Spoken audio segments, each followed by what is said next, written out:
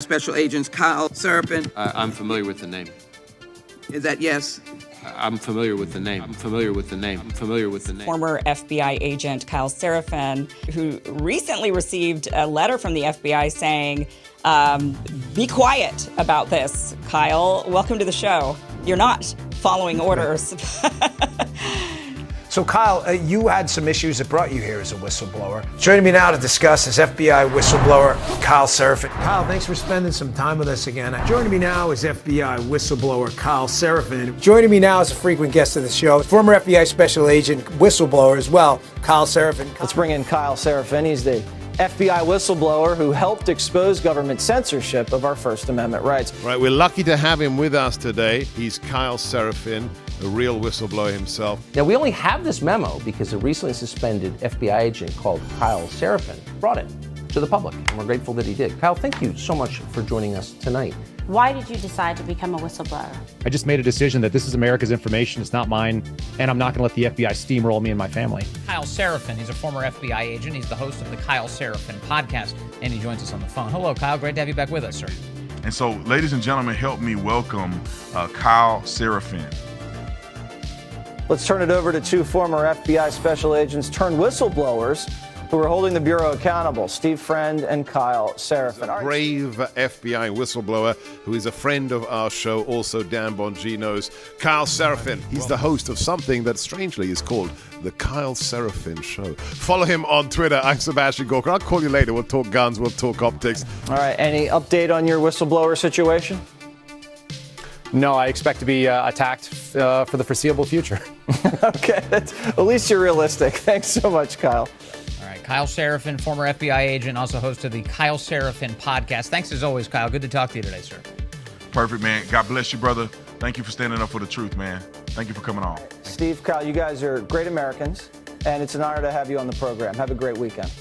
And follow him, Kyle Seraphin, with a PH on Twitter. God bless you, Kyle. This is Well, so Kyle, thank you so much for joining us. Great chatting with you. Kyle Seraphin, thank you. Kyle Seraphin, I can't thank you enough for speaking out. I knew you guys were out there, and I knew it was just a matter of time, but you got a lot of guts putting your face and your name to this. You're doing a service on behalf of the American people, and from the bottom of my cracked and broken heart sometimes, thank you very much.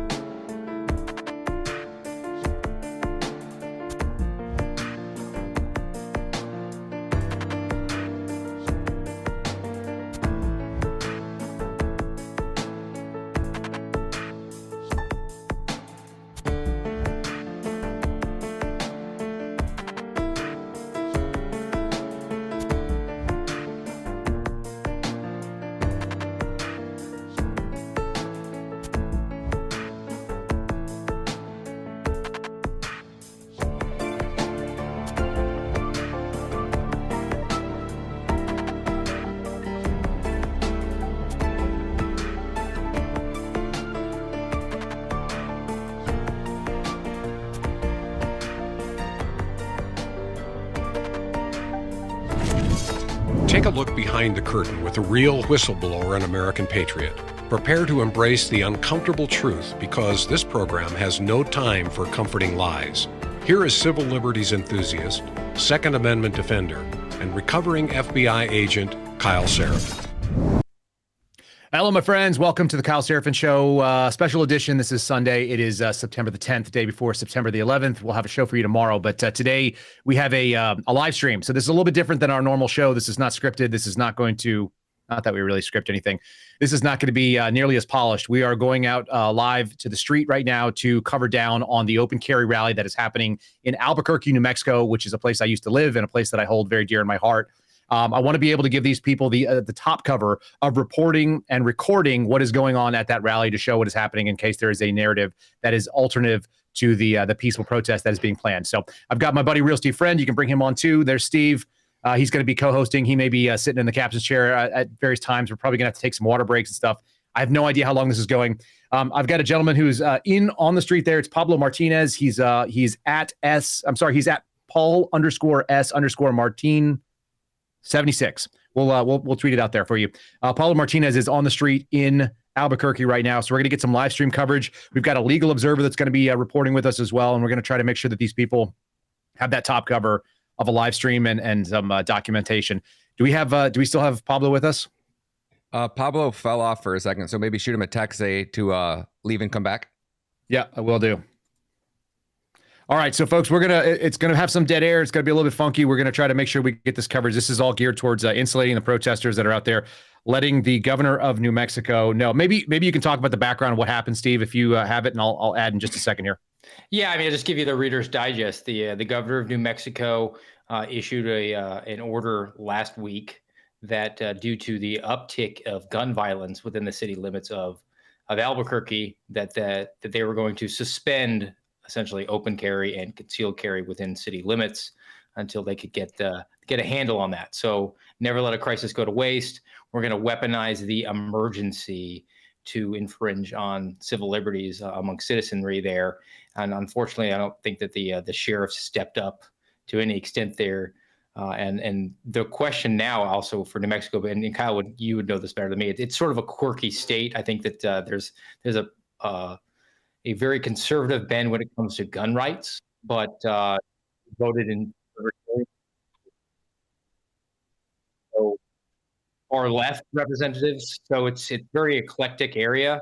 And the question is going to be, is this the sort of issue that's going to galvanize a large enough people to get off their duffs on a Sunday and go protest? Because we're kind of at the end of the slippery slope when it comes to fundamental Bill of Rights issues, Second Amendment being paramount.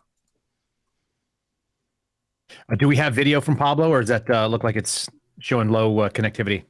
It's showing low connectivity. I don't know if you might be able to hear him, but you're probably not going to be able to see him. Oh, there he comes. Oh, he had full service right before he fell off again. So they might be jamming the signals there like they did at J6 and all these other big protests.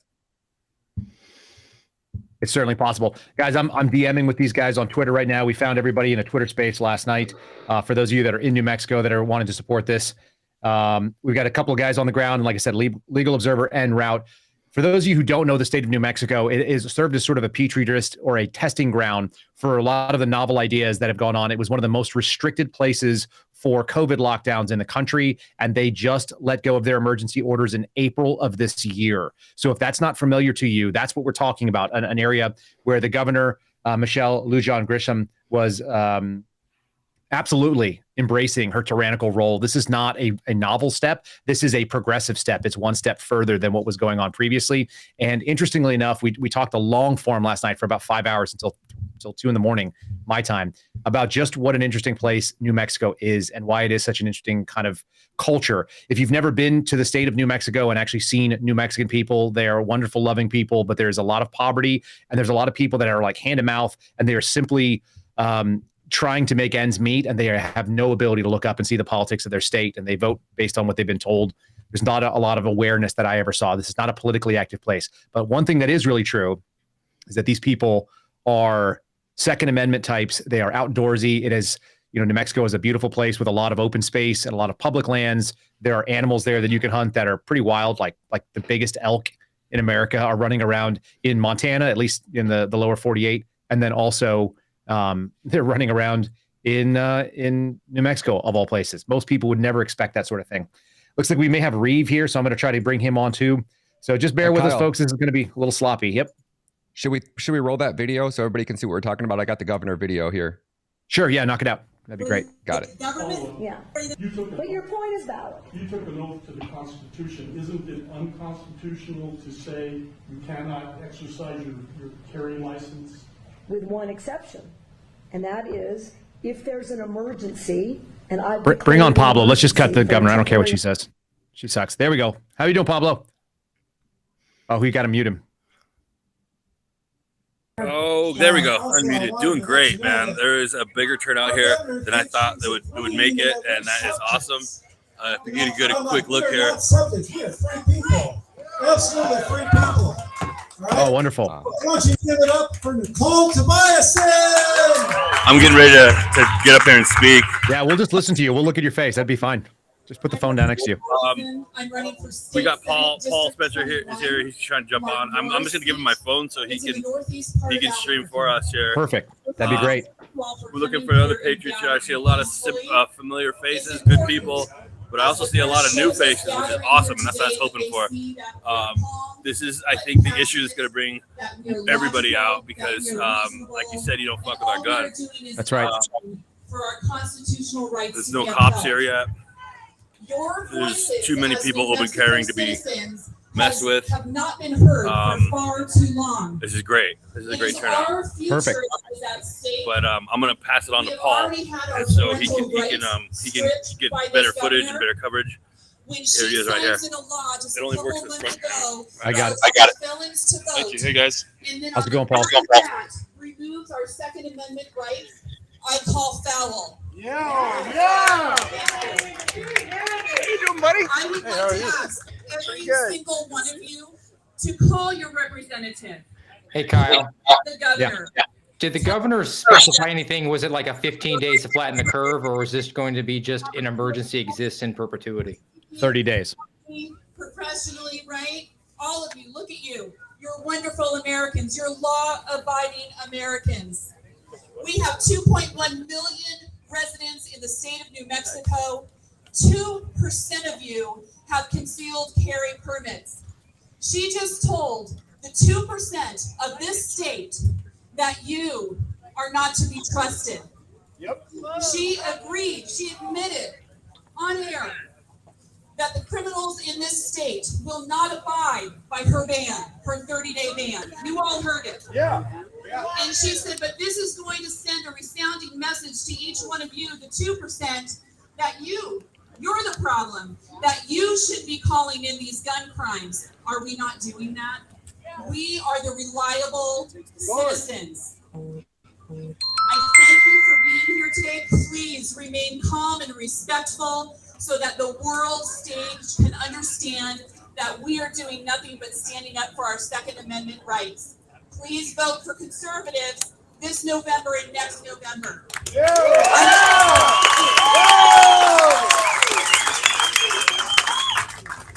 Protect our conjugal rights and our rights to the parents, the children's state, and that instead of making each Might have to kill Reeves' audio. targets to the criminals in this state, that legislators Not in there, Kyle. Not in there, Kyle. Not hearing it. Trade our trust, that they do something about the criminal element, the border, the cartel, screaming through the please demand calm way. I am the ISN State Senate candidate for 21. Thank you.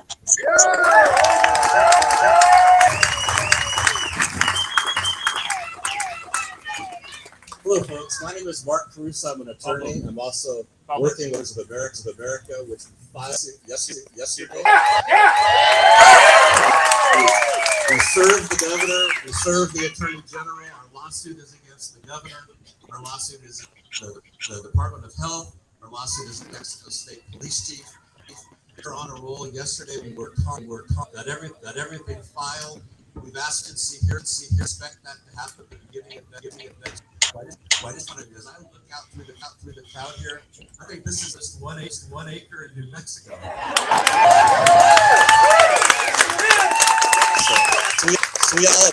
We appreciate gun owners of America. Appreciate. We are fighting. We are not going to. And I can't wait until we take the governor's deposition and find out what she was thinking. Yeah.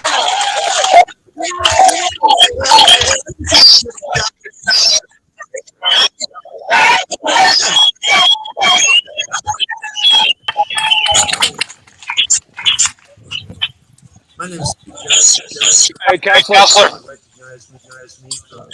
Hey, I'm a retired federal prosecutor here in New Mexico, and law SB 5 to come down here and just be a legal advisor. Obviously, I'm very. I got audio. They're asking me to live stream it. Obviously, I'm very concerned about this issue. It's a very, very unbelievable situation. I was a federal prosecutor here. Here in New Mexico, yeah. It's audio, buddy. We got too much going on here, man. I can't hear anything.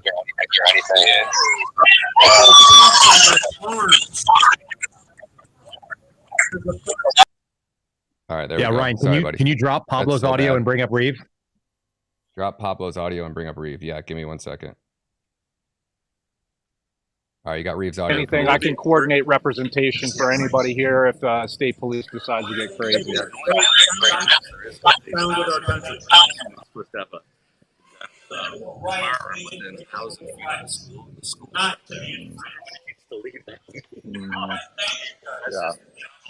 Yeah, I get it.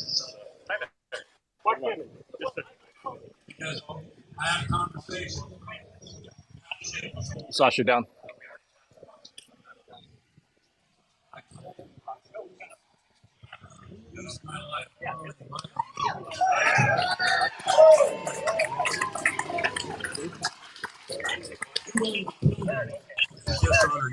All right, Kyle, you got Reeve in here. Does he want to talk or? Yeah, put Reeve on. Can we drop Pablo's audio and pull that off? Pablo's audio is gone. Pablo's audio is gone. Well, not to me. It's in my ear. Oh, then tell him to mute it on your end. I can't mute him from. Oh, maybe I can. All right, Pablo's muted. Can I pet her? Sure. You should have Hang in there, Reeve.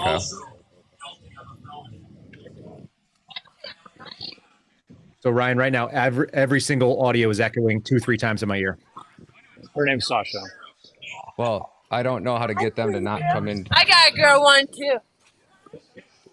You should only be hearing the live output.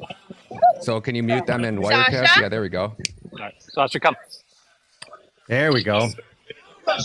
Thank you. All right, Reeve, I see you you interact with some people. What are you seeing right now, buddy? So here, I'll just point it to Sasha, down.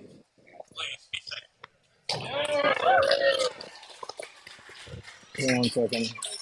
Obviously, I'm an amateur at this, Kyle. I apologize. No, you're doing Sure, great. you can say hi. Sasha, down. So, yeah, there's a big crowd here. You've got the local news crews, several of the news crews. I'm assuming local news.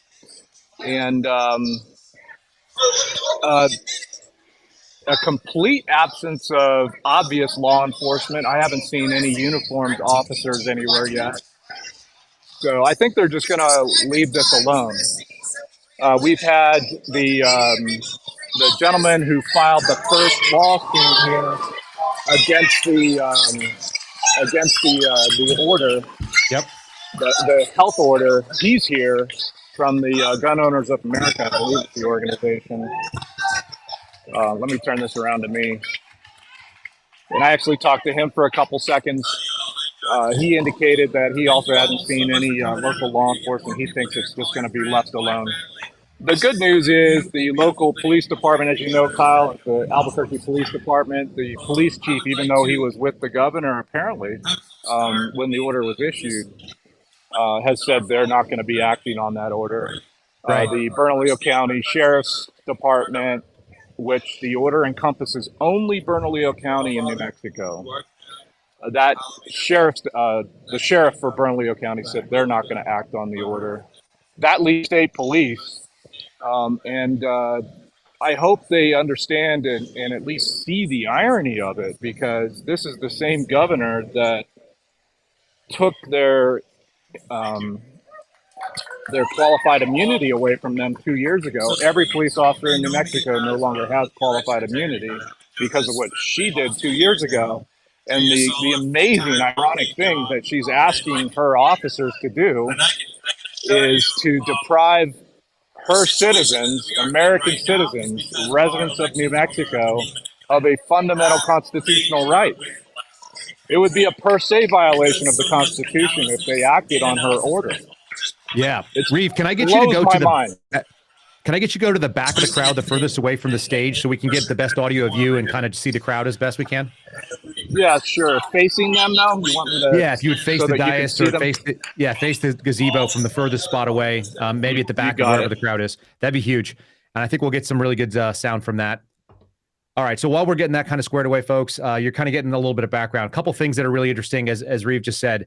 we have a lack of qualified immunity, which is to say that the state will step in and defend the police officers if there was a violation, a perceived violation of law or a Bivens action. You want to talk a little bit about your understanding of that stuff, Steve?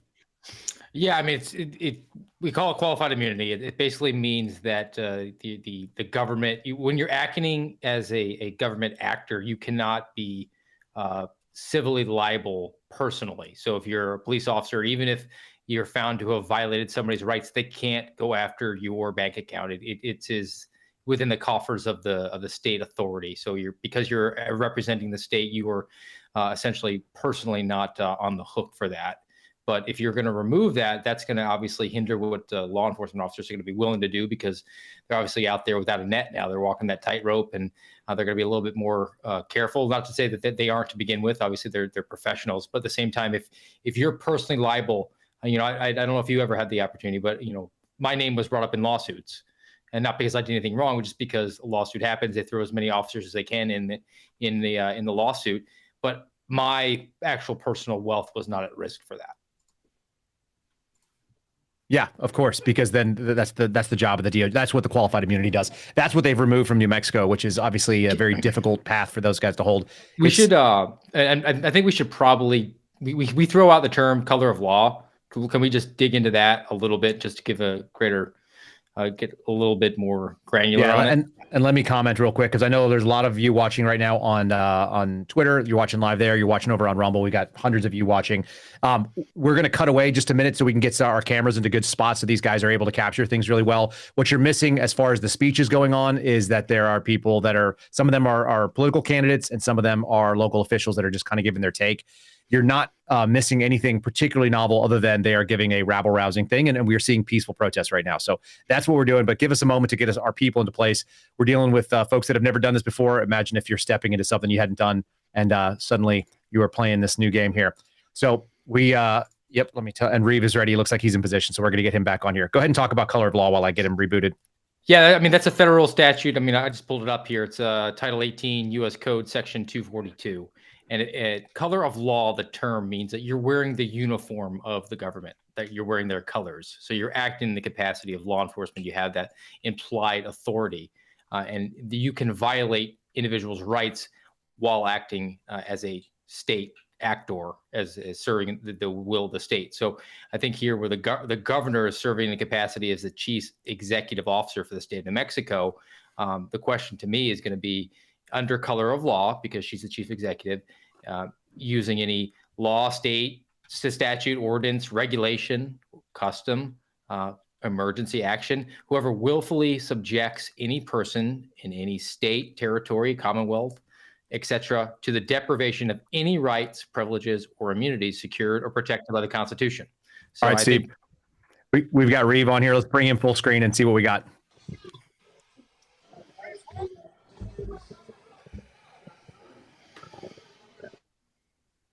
Just missed something. There actually was a Antifa infiltrator here, female, who apparently decided this would be a good place for her to infiltrate, and she got run off. I didn't get video of it because I thought I was still on. But anyway, if she comes back, I'll let you know. Let me go back to the speaker. Yeah, and I'll kind of give you advice to kind of move a little bit closer, and we're just going to get to the point where we can hear him cleanly, but we're not overwhelmed by the reverb. So was she trying to get people to get violent? No.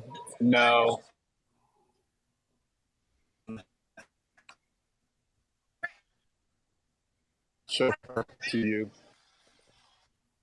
The people were yelling at her. That's her right there. So, is what it is. So let me work my way up a little bit further. Want me to go talk up at the podium there, but I'm happy to do that.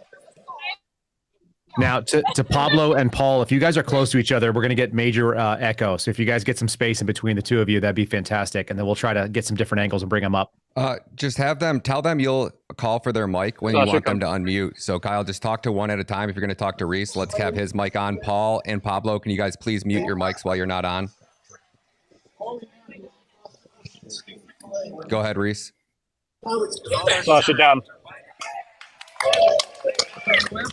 Well, I just moved my way up as far as I could so that you can hear the speakers. If it's too much, I can work my way back again. They're basically just inviting people to come up. Yeah. Is there any organization? I'm happy to do that. Is there a talk sheet?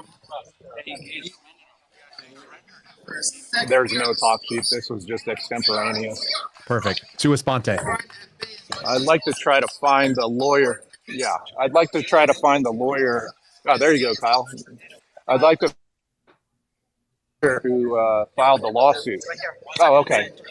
You want me? Let me try to interview him a little bit. Yeah, sure. If you wanna go and mute your mic real quick. Sir, I'm on. I just live here. Okay, hang on.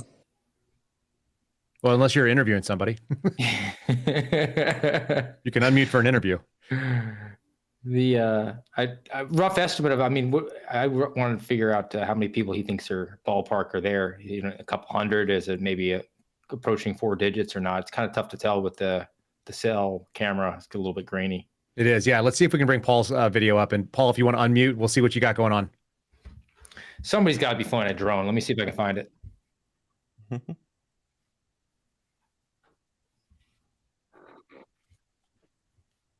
Can you tell him to unmute? Yeah. Who needs to unmute? Paul. Well, that's Reese. It looks like he's interviewing the guy. Yeah. Reese is. All right. Hey guys. Muted. Hey guys. No, I can hear Paul. Bring him up video wise. Ryan, can you bring Paul up? Yep. Just give me 2 seconds. Okay. Do you have me? I'm getting ready to interview. Yep. Hold on 1 second, Reef. Paul, what do you estimate that crowd looking like?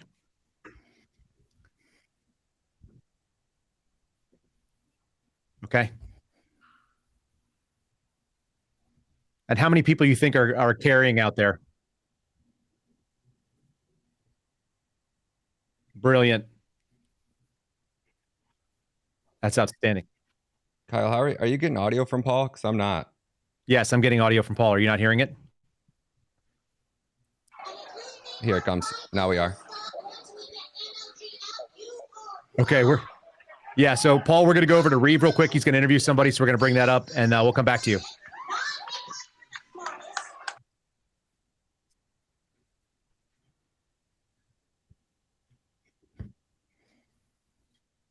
I'm a retired federal prosecutor. I know Kyle from the Albuquerque FBI office. And of course, I know all of the FBI whistleblowers by way of reputation. We have Steve Friend on here, Kyle Serafin's on here. And sir, could you tell us who you are? Sure, my name is Mark. Okay, so I'm going to go ahead and turn it around and interview this attorney. Reeve, are you working out of your ear pods? Because we're not hearing. I am using my earpods, yes. Yeah, I'm guessing that's why we can't hear what he said. Oh, all right. Then let me take that off. You just killed the Bluetooth part. In your left ear. Just, let me try to get rid.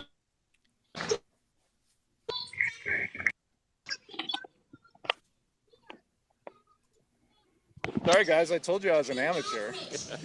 So, oh, now I can hear you. Can you hear me now? Yes, sir. Are you able to hear me? I am. Yep, go ahead. Can you guys hear me? Yes. Yes, sir. We can hear you. Yes or no?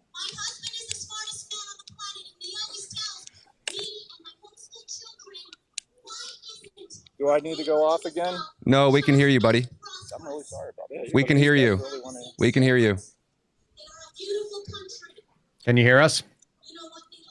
Kyle, can you hear me? I turned Yes. off the microphone. I'm going to go.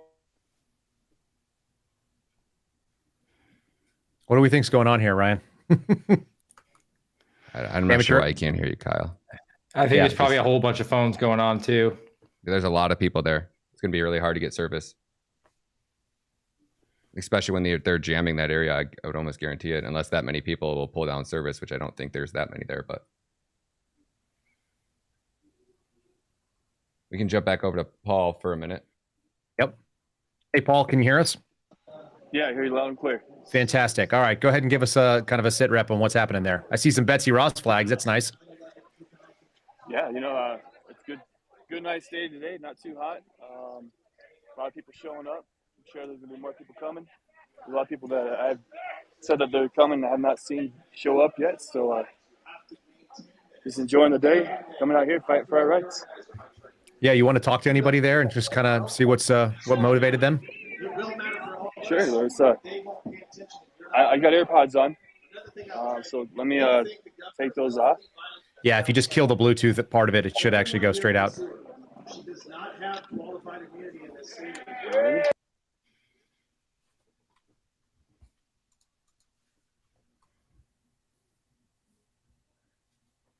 A little challenging.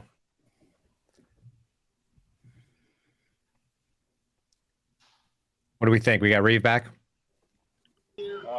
So I'm going to go ahead and interview Mr. Caruso, right?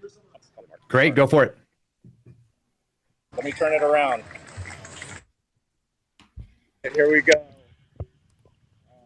All right, Mr. Caruso, Mark Caruso, thank you for coming. I'm going to pretend I actually know what I'm doing while I interview you. So I understand that you filed a lawsuit, and I think it may have been the first, or at least one of the first lawsuits against Governor Grisham. So can you tell us a little bit about who you are and the lawsuit that you filed, why, and just go into autopilot? Sure. My name is Mark Caruso. I'm an attorney here in Albuquerque and licensed as an attorney in Arizona and New Mexico, and been an attorney since 1982. And I was contacted by Gun Owners of America, a national group based in Washington, D.C., and asked to assist them in the filing of a lawsuit in federal court against the governor, the Secretary of Health, and also the chief of the state police. Outstanding. Okay. And where is that litigation now? The lawsuit was filed yesterday and served, filed in U.S. Federal District Court right down the street here in New Mexico. Right. And then served yesterday upon the governor. And then the Attorney General needs to be served as well. Okay. So both the Attorney General and the governor were served yesterday. Is there any kind of companion case or other cases that you're aware of that have been filed against this order? I believe there is one other case that's been filed in federal court, and then there's a lot of talk about the Republicans filing their own lawsuit, as well as individual lawsuits. So I suspect there's going to be several cases filed in federal court. I'm not aware of what might be filed in state court for violating the state constitution. Okay. Our case is geared specifically in the federal court using federal case law. Okay. And are you focused also on the willful deprivation of constitutional rights, the 18 U.S. Code, Section 242? Is that implicated in your lawsuit at all? Sure exactly. Under color of law? No, I'm not sure that was it. We basically have filed for a preliminary injunction and then a declaratory judgment action. So we expect at least the preliminary injunction to take place, and a TRO to take place sometime at the beginning of next week. Okay. Obviously no response yet from the pleadings that you filed? None. In fact, our case is so clear, we actually asked the federal court to issue the temporary injunction without even getting a response from the governor. It's so clear cut. Perfect. And I think she kind of acknowledged that, if not overtly acknowledged that. She anticipated litigation, which is really bizarre. What do you think that was all about? I don't know if this was a test case for the national.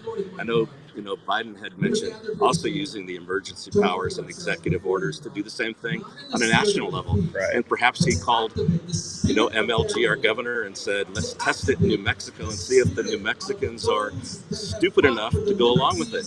And we can see here today that didn't work. The Mexicans are not stupid. We're standing up for our rights. One of the things that we may be a bright blue state, at least from the election results that we've seen in the last couple of cycles here in New Mexico. But I don't know anybody in New Mexico that doesn't believe in basic fundamental rights. And that includes the Second Amendment. There are many Democrats who are gun owners and hunters in New Mexico, just as many Republicans, independents, you name it. It is a part of our culture here in this state. And this really hits home across the board. Wouldn't you agree with that? I absolutely agree. Here today, I've spoken with some Democrats, some independents. So it transcends the party. It's an issue of our Constitution. And so I believe that it's something that when you step on the Constitution, especially not just the Constitution, but the Bill of Rights, the special section of the Constitution that she tried stepping on, it's just not going to fly. No. Do you know if anyone, there's been some talk in the media and elsewhere, people that I've talked to say that even her administration, some of the people closest to her were blindsided by this order, including people in the side of the gun debate that oppose private ownership of firearms and want guns banned and all sorts of other crazy things. Have you heard anything about that, whether or not this was a surprise to them across the board? I don't know that it was necessarily a surprise. I would have suspected she was smart enough to at least call the Albuquerque Police Chief Medina. She would have called Sheriff Allen. She would have talked with Bregman, our district attorney. I would have hoped she was smart enough to do that.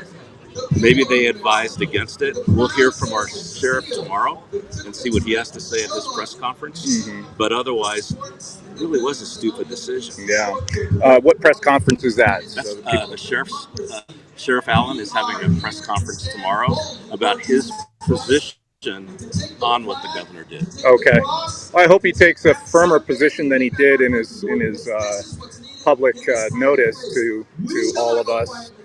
I would like him to say this is unconstitutional. I will not support it under any circumstances, rather than quivering a little bit like he did. But we'll see. I know he's a fellow Democrat with Governor Grisham, but I think this would be an opportunity for him to step aside and be a lawman. And here's the interesting thing. Even remember, our governor appointed Sam Bregman as being our DA after what happened with our current district attorney getting elected to the attorney general position. So she appointed him, and he promised to bring down crime in our state. So then he now has come out also against the constitutionality of what she did. So she's even in conflict with a DA that she appointed to take the position to protect people in Bernalillo County. So when you say you would hope that she would have reached out to these people, there seems to be an inference that she may not have done so. I can't believe she's that stupid, but I wouldn't be surprised. Right. Well, anything else you'd like to share with the audience? I don't know how many people are watching this, but I think it's probably at least a few thousand. Sure. Gun Owners of America has stood firm for the rights of gun owners here in New Mexico and around the United States. So I'm just happy to be working with them. I know they're not going to give up. We will see MLG, our governor, in court, and they will take her deposition, and she will be held accountable. She's not going to get away with this. I would like to ask you one more thing. As a prosecutor, I prosecuted these types of cases. That is deprivation of constitutional rights under color of law. Typically, it's a police officer at the street level doing something that is perceived to be unconstitutional, an illegal Fourth Amendment search, for example, which is probably one of the most common examples, if you will. And sometimes those cases are resolved in civil court. Sometimes you've got a situation where a police officer might use excessive force, whether it be deadly force or otherwise, and they could get criminally prosecuted under these federal statutes. But I see this, and I don't know how you feel about it, as a willful effort to deprive her citizens, all of us, of a constitutional right. And I'm just curious to see what your thoughts are on that. I'm expecting, not just civil action, not just constitutional action, but I'm expecting some kind of criminal action that could be brought against her, perhaps by citizens, perhaps if she tries to implement this statewide. We know our governor. She says she's applying this for 30 days to Bernalillo County. Albuquerque. It's going to be extended to 60, 90 days. It could also be expanded now to other states. What she's going to do is she's going to say, it's working, I'm going to continue it. Or she's going to say, we need more time. So she will try to find some kind of an excuse. My encouragement to her is give up now, surrender now, because you're gonna lose. You're gonna face she will face a civil penalty. We asked for attorney's fees. So she's going to be stuck. The state of New Mexico, our taxpayers, are going to be stuck having to pay attorney's fees. So we lose no matter what. We lose. Yet she gets free counsel from the Attorney General's office. That's the other question. Did she consult with our Attorney General? I wonder. Remember, he received money when he ran for DA from Soros. Right. So he is a Soros-backed DA who became a Soros-backed Attorney General. Hey guys, I'm going to cut this I really appreciate what we're sharing, and thanks so much for the time. I want to cut over to Paul because he's got some other people. And Reeve, if you guys want to stand there and chat for a few minutes, if you mute, we can come back to you in just a sec. I want to just keep being respectful of some of the other angles we can get here. And you guys are doing an awesome job. And again, we really appreciate GOA. Hey, fantastic stuff. Let's see if we can get Paul. Paul, I know you said you were going to talk to somebody. If you want to unmute, I should be able to hear you now. Give us 1 second. We're not hearing you yet. Paul's got himself muted. You should be able to unmute. Oh, there we go. Can you hear us now? Yes, sir. Bring it on. Yeah, we're here with Jason Sanchez. He's from Albuquerque, New Mexico. And Jason, it's Jason, right? Yes. You want to tell us why you're here today? Well, I'm not here with any group. I'm here as a citizen. I know the governor has did an executive order to purportedly based on gun violence being out of control. There was a recent killing of an 11-year-old, which is horrible. But the reason we have such gun violence in the state, in the city, it's not because people conceal or open carry. It's because there's a network. There's a governor. We have our Democratic majority legislature. We have attorney generals that are Democrats. We have judges, and this network has made it so that we're a crime-friendly state. People that are criminals are being let loose. The legislature just failed at passing a bill that would address some of these issues, just recently. So that's my concern, is that the whole system, this whole network needs help. So if people don't have a right to carry arms to protect themselves, then we fall prey to those very criminals that are being let loose. So the governor is siding with a criminal element, and she's targeting citizens. But in a sense, it makes sense because she herself is a constitutional criminal at this point. Not to mention that her hands are full of the blood of countless innocent children, unborn children. So I can see how maybe she feels her allegiance in that way, but we also, it's not just a political arena, but there's also a great spiritual battle that's happening not only in New Mexico, but across across the country. We're not just wrestling against flesh and blood, but against principalities and powers in high places. There's a great effort to change, the United States. The only thing stopping the world from becoming a communist or dictatorship was the United States. And so at this point, the United States is well on its way to being conquered. So, we should do everything we can, but we also need to realize and recognize that it's a spiritual battle. We need to keep God in mind. We need to pray and also battle spiritually against this as well. Most definitely. Thank you for coming out here and supporting us. More people like you to come out here. We're power in numbers, guys. And here in a minute, I'm gonna go talk to Nicole Tabasson. She's gonna be running for state senate here in Albuquerque. And that's what we need people to do, is to pick up and fill the seats and run for these positions to save America, make America great again. The governor's Hey, Paul, you're doing a great job. If you want to ask people too to talk about their experience of New Mexico's gun culture and what it looks like, whether it's a conservative issue or a New Mexican issue, I'd love to hear what people think about that too. Okay, thank you. All right, so Paul's going to go find another individual to go talk about. This is doing. You guys are getting kind of a good view on here. Obviously, a peaceful group of people that are chatting and they're holding signs, speaking at this moment in front of this large gazebo. That is a much bigger turnout than we expected after talking last night. This came out of nowhere with just a couple hours worth of setting it up. And I understand the video feed's not perfect, folks. Do the best we can to do the perfect video feed. What does it take? About $25,000 worth of kit, Ryan? Something like that. Yeah. You need a live view. They're expensive, like $15,000 at least. Which uses multiple different networks and whatnot. But sounds like we may be getting another couple folks on here. And Reeve, if you're in a position you want to talk to somebody, we can come over to you and let you have a chat. He's also got the dog with him, so Sasha's getting a little bit of love.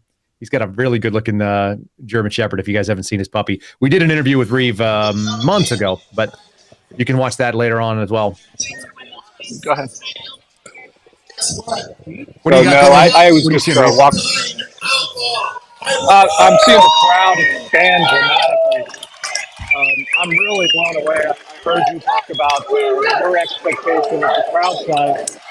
This is insane. I don't estimate it, but it's significant. Maybe a couple thousand. It's big, and it goes. You're familiar with Old Town, obviously, Kyle. Yes. It's big. It's not just this square. It's expanding far beyond the square. And as far as I can tell, this is an incredible sign, I think. There's no police presence at all. I think that they feel that this isn't a place where they need to be. Hey, Paul, what percentage of the crowd is open carrying, if you had to take a guess? How many people there are open carrying? Reeve. I'd say it's about 70%. That's awesome. Yeah, an easy 70%. Easy 70%. And so, yeah, the crowd may not look, let me go back to the crowd. That may not look like as many people as I'm describing, but it's splintering off all over the place here, and people are coming from every angle. And this is not an easy place to get to. Right. This is not easy parking. This is on foot or taking the train down. Exactly. This is a very, very difficult place to get to. Well, what we were hearing last night is they were hopeful that they could get 50, and that if they could get over 100, they thought it would be a success. It looks like this is a rousing success then. Yeah, I think so. And it's not something I've ever seen on this side. And I don't know if that girl was really Antifa, but she definitely got chased off. Yeah, didn't belong there. It sounds like they didn't want any.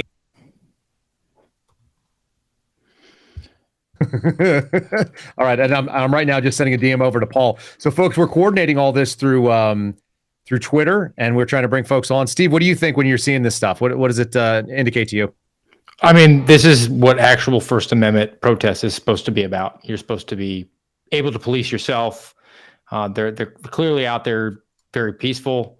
They're not a threat. I would love to see actual deputies out there in solidarity with them. I think that would be fantastic, and I'd like to see a sheriff then fire a deputy for doing that. I think that would be an interesting court case to watch when a deputy steps up and says, like, yeah, I'm going to support the Constitution that I swore an oath to uphold here.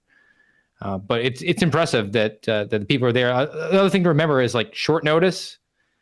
This is a Sunday afternoon. I mean, people have weekends normally like drawn up and planned out, and it comes down to, like, actual citizenship is this sort of thing. Again, it's not fun all the time. It's not like they have food trucks down there and live music like so many of these leftists that devote hundreds of thousands, if not millions of dollars into their quote unquote grassroots, where they all get the placards that are all printed off of a factory floor professionally. These are people that just grabbed a Sharpie and bought a poster board for 98 cents and then tried to write something out there.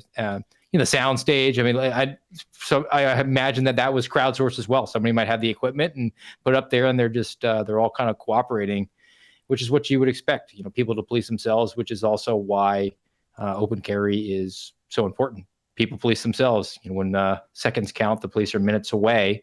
You are the first responder should you need it. And obviously, it goes without saying that these sorts of infringements of people's rights are only going to hurt the law-abiding people, which is, I think, the message that they got across really well. Yep. Let's go to Paul. Oh, okay.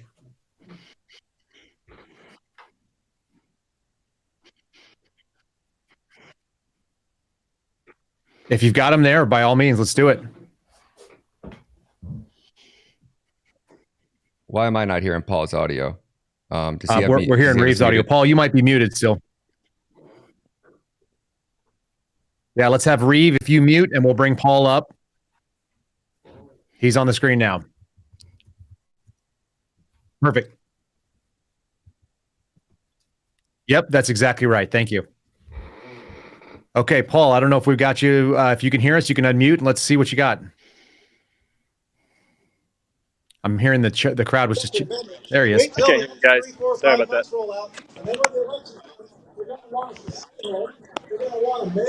There he is. Yeah, so let me find that senator. I'll go talk to her. Yeah, I heard the crowd just kind of break into a USA. Does that sound right? Correct. So a lot of energy out here. A lot of people coming out. It's I'll let you guys go listen to this talker here. I'll let you guys go back to another person real quick. So you don't mind. Well, let's hear whatever you're seeing. I just want to kind of see what the crowd looks like, if you would, and any thoughts you have as you move through it. What about the age bracket that we're seeing? What kind of people are we seeing moving through the crowd? Everyone's here for protect their constitutional rights. They're calm and peaceful, and their heart's in the right place. I mean, you saw that we have people here they're not affiliated with parties. The Republican Party, the Democrat Party, they're just here to protect their way of life, the American way of life. Hey, we're live. We're here today. Can you tell us why you're here today? No? Okay. Thanks for being here. Appreciate it.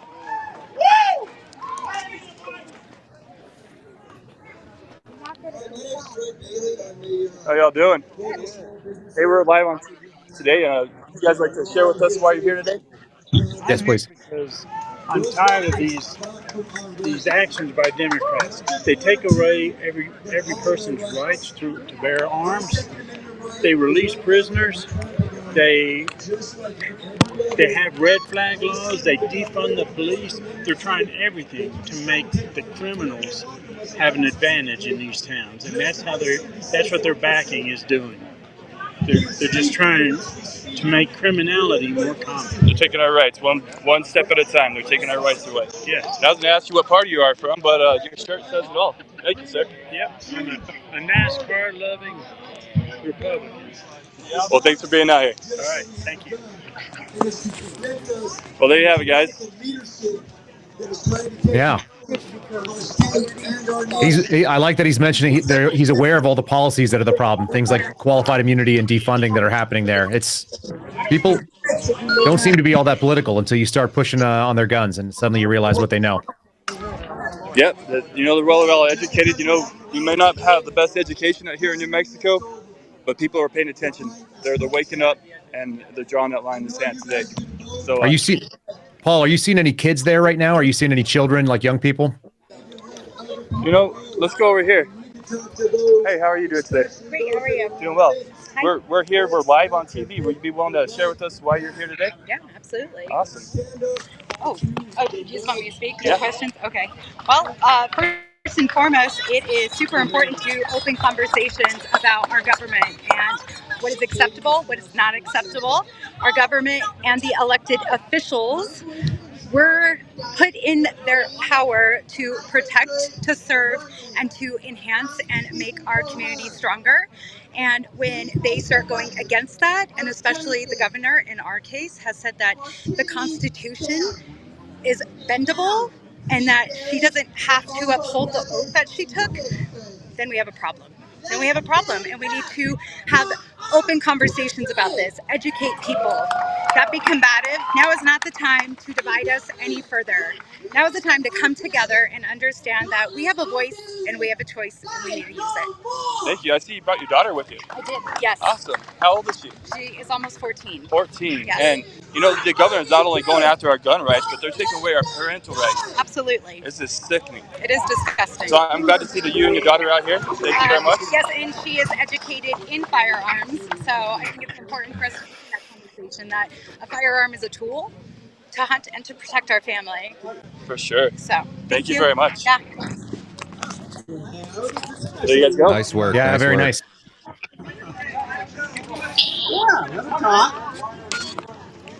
Oh. Where are you heading to over on there right now, Paul? What else are you seeing? You know what? If you guys give me a chance, I'm having a hard time hearing. Let me switch over my mic. Go for it. I want to tell you about Article 4A. Give me a second. This Just is one very second, guys. important. Hey, this guy's, he's running for Congress. What just happened by our governor has agreed We lose video. on against your right to Mexican citizens. Yeah, should be back here in a second. There he is. So I want you to look it up yourself, or you can find it on So this is Robert running for Hendrick's position. Actually, you saw Ben Luna also. He's running for that same position. Keep it nice. Paul, we may have to come back to you in just a second. It looks like it's your video is frozen. I'm gonna go to Reeve for just one moment. Reeve's gonna give us a legal assessment he's got going on, if that's cool. We're gonna have you mute real quick, Paul.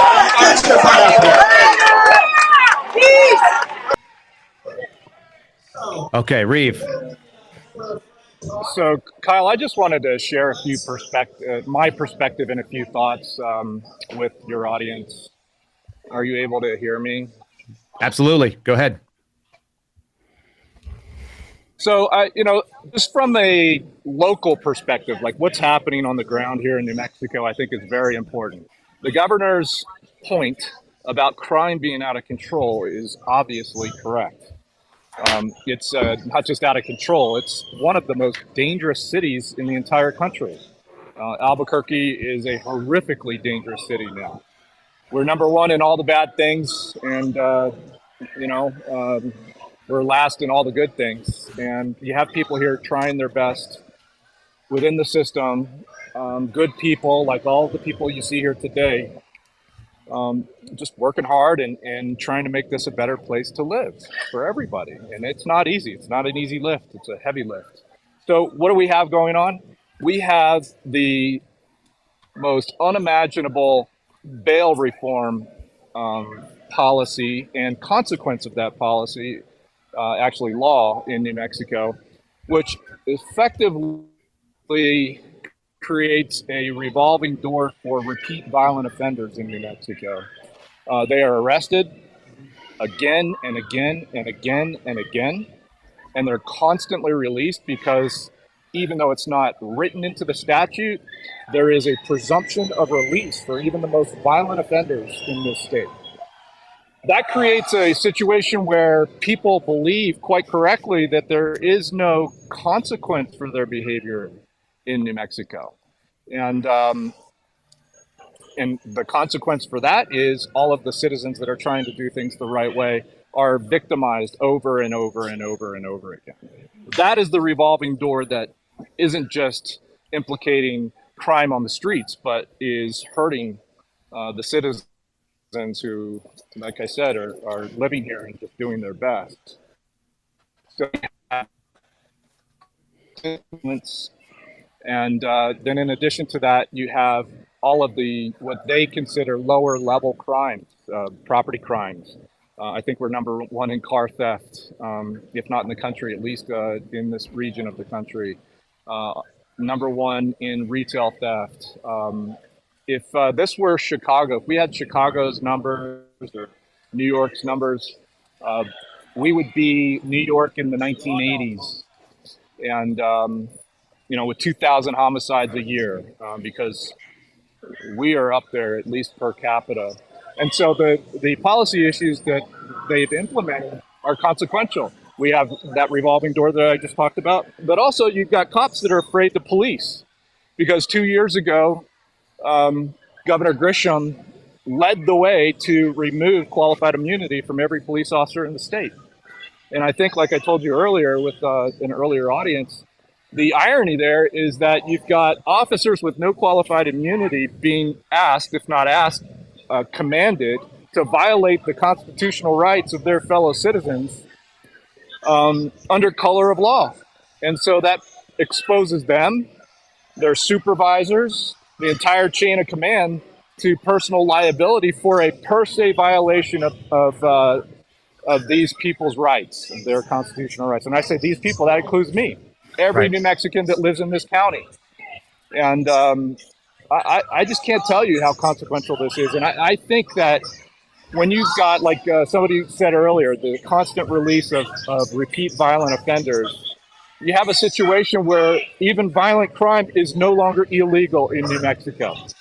So the answer to what she's trying to do, apparently, is not depriving American citizens that happen to live in New Mexico with their fundamental rights. It would be locking up repeat violent offenders, going to a bail reform policy that, just like in our system in federal court, would provide for a presumption of detention for certain crimes, which should obviously include all violent crimes, so that if somebody wants to be released after putting a gun in somebody's face and telling them what's yours is now mine, then they have to prove by clear and convincing evidence that they are not a danger to the community or a flight risk. But we have the opposite of that. And so because we have the opposite of that, these people will continue to prey on this community, and officers will continue to be afraid to police this community. The courts are no better. They're part of the problem. You might have somebody with 4, 5, 10 violent felonies in their background, and they'll get walked with probation on the next one. There's no mandatory sentencing. And the downside is, I hate to admit it, I feel very thankful that when I was working, we still had that hammer that we needed in federal court to apply it to the right people, repeat violent offenders. Here in New Mexico, not only are there no mandatory minimums in New Mexico, it's no longer being applied in federal court. I'm hearing from my colleagues and other federal prosecutors who have retired like me from around the country, who are still in touch with a lot of people in the system like I am. And the new administration just has basically taken a Soros-esque approach to federal law enforcement. We're obviously, as you know, focusing on all of the wrong things. And that is going to have a profound consequence, not just in New Mexico, but across the board when we're no longer targeting the worst of the worst. I mean, it's really easy. I could have a strike force set up within a couple of days. I know exactly what agents I'd call, what officers I'd call, what departments I'd call, and I would have a strike force set up within days, and we would be going after known criminal offenders who are repeat customers in the system, if you will, and we'll take them out. And when you take out that percentage, I guarantee you, it will have a dramatic impact on the quality of life in this community. That's really all I wanted to say. It's there is a problem here, but targeting, making good, honest citizens doing the right thing the target of your focus is just unconscionable. And I don't think any American should tolerate this, regardless of political party. Yeah, Reeve, as you're walking around, if you're able to find somebody who's either an independent or a non-Republican, I'd be really interested in hearing what motivated them to come and stand. So if that's something you can kind of poke at people and let them know that you're, who you're talking to. I know you've been doing a great job of that. People are really appreciating your interviews. The feedback is it's difficult to do this on short notice, but you guys are doing a fantastic job. Let's see if Paul is able to switch over. We'll switch over to Paul's ears. Paul, can you hear us? And are you able to? I think he got us somebody to interview. Okay, fantastic. Well, I think he got us somebody to interview. Okay, so fair I'll enough. go ahead and take care of that interview. Brilliant. Hang tight.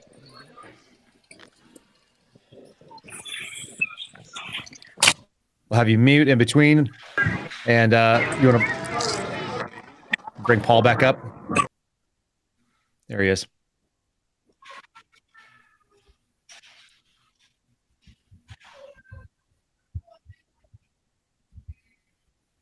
We can't hear Paul, FYI. So okay, Paul's not in. Reeve, we're still with you. Yes, we can. Go ahead. Can you hear me? Yes. So there are some crazy people here now. You've got people on the good side of the system who sometimes are a little wacky, and there are some people up there saying some really, really stupid things. What does that sound like? It sounds like somebody threatening to shoot people. Is that what you're saying? That's all I heard. Okay. Yeah. Counterproductive. Unfortunately, this needs to be a peaceful demonstration. Otherwise, it'll fall right into her lap. So we have a senator or something like that? Representative. Yeah. Okay. Are you guys ready for an interview? Yeah, let's do it. Are you? Okay. All right. So obviously, I don't know anything about interviewing people. I'm a retired federal prosecutor. My name's Reeve Swainston. I was a cartel prosecutor here in New Mexico for a long time. And your name is, and why are you here, and what's going on? I'm Representative Stephanie Lord. I'm from 22, and I'm here because of what that governor did by overstepping her boundaries and stepping all over the Second Amendment. And so I was still angry about that. I filed impeachment, was through the paper right now for impeachment. Outstanding. Outstanding. What about the order? Just brings you out here if it's not obvious. I know. I love the Second Amendment. Reeve, if you can get a little bit closer, we'll hear her better. Oh. Sorry. There you go. Perfect. Thanks, Stephanie. Do you want me to start over? Yeah. No. Go ahead.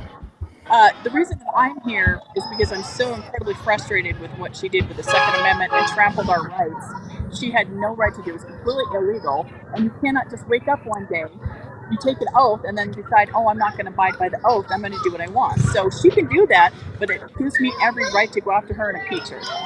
Outstanding. All right. Thank you so much for what you're doing. Let Stephanie know, Reeve, let Stephanie know. We've been sharing her Twitter profile, and I've been following her stuff for the last little bit here, so we really appreciate her work. You got a train horn there? What's going on? Cars going around and people getting a little crazy. So I actually do have to take off. Hopefully people here are going to be okay. But like I said, she told me that there are some people talking about really stupid things. So hopefully they'll get those people off the stage and get back to the legality of this situation. We need to come together and bring the legal action that we need to bring to right this wrong. Fantastic stuff. We're going to try to cut over to Paul if we can. It sounds like he may have to go bring himself back up. So we'll... I smell Trojan horse. Yeah, and Reeve, I really do appreciate you doing that. The man on the street interviews there for us on short notice. I know our technology is not necessarily perfect, folks, but we do. Thanks, buddy. Thanks for being there.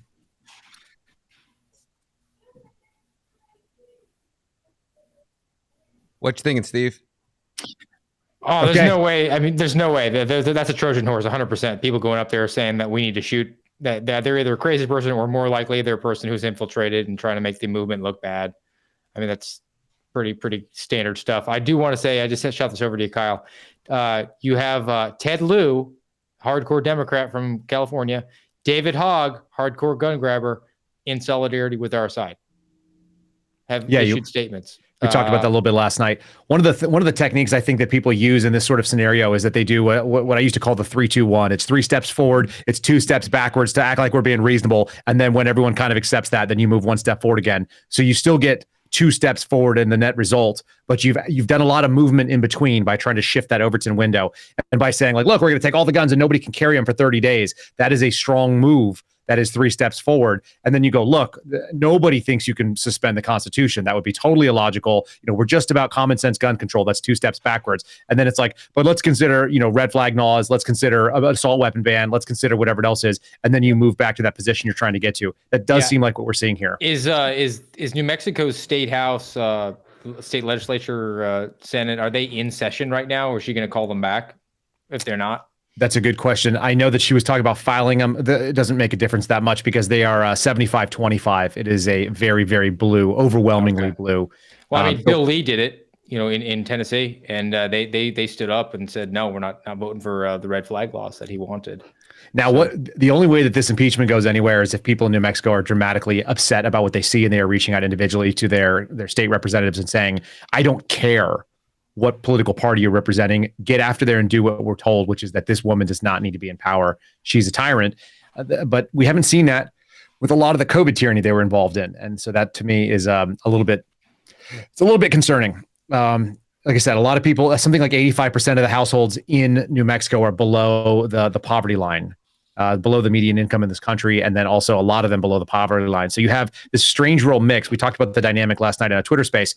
You've got Los Alamos Labs, which is a lot of PhD level scientists making six figures. We have the people from Sandia National Laboratories, which is another big counterintelligence focus. We actually have an agent in residence program there where the FBI keeps people there. It's very, very sensitive programs for the U.S. government. A lot of money involved in that as well. There's White Sands Missile Range, which has all kinds of government testing. There's a lot of people who rely on the federal government for their money in New Mexico. And as you know, federal employees tend to be pretty left-leaning. And then the rest of the people, those are probably the best paying W-2 type jobs if you don't own a small business. The rest of the people are actually living very close to the poverty line, hourly jobs, and they don't have time to look up. And so they found a really good place where they can go after. And then New Mexico's education, I think, is like number 49th in the country. So you don't have a young, educated population coming out that is savvy necessarily. But you start screwing with gun rights, you start finding out that people actually know more than you think. I think that's what we're seeing. Yeah, I mean, from what I'm seeing too, this governor's not even going to come off it. Like even the slightest. I mean, she's pedal to the metal. She's all in on it. She's saying, let's see, I saw that she issued a statement less than an hour ago. Said we need to do everything we can to protect our kids and our communities from the scourge of gun violence. Always protect the children. Very, very Nancy Pelosi of her. The fact is, these legislators have no plan. As governor, it's my job to take action and put New Mexican safety first, not complain about problems we are elected to solve. Kyle, do you think that the governor's job is to make you safe? I don't look for any government to make me safe. I look for Kyle Seraphin to keep me safe. This is what I always do. I just carried this to church with me. This is my piece. This is a two-way rally, so I'll show I'm carrying as well. I've got them on the desk. This is my new piece that I'm actually working on right now. It needs a dot, but that just arrived in the mail. So this is my new carry piece. This is my things are going bump in the night gun that I carry. This is a suppressed 22 that I would go deal with raccoons with. This is your suppressed 22, Steve, that I have in case you come and hang out with me. So you're covered as well. I got one for Ryan sitting over here. I got some revolvers in the corner. You know, this is who I think is supposed to be handling. This is who handles. There it is. There's a wider shot he's got. These are the people who are supposed to take care of us. It's us. No one's coming to save you, folks. This is the biggest thing that we have to remember. Kyle. Give us shot number 3. Shot. Oh, it may not be even on right now, unfortunately. I think the camera died out for a few minutes. I'm going to let Steve talk to Paul in just a second here. It looks like Paul's going to reboot and come back in just a moment. Steve, if you got a couple seconds, I'm going to step away for a moment, and I can be right back in here. I'm going to try to coordinate a little bit. But I'm going to just your thoughts in general what this free speech / Second Amendment, but while using the First Amendment means to this country and how that how it can be impactful, what the bellwether is around the country. Well, I mean, my thoughts on this are this could be an actual galvanizing moment for significant cross portions of the political spectrum here. We have obviously a very deep blue state. The governor, I looked it up. She was elected pretty convincingly. She won by about 7 points. But New Mexico is a pretty sparsely populated area.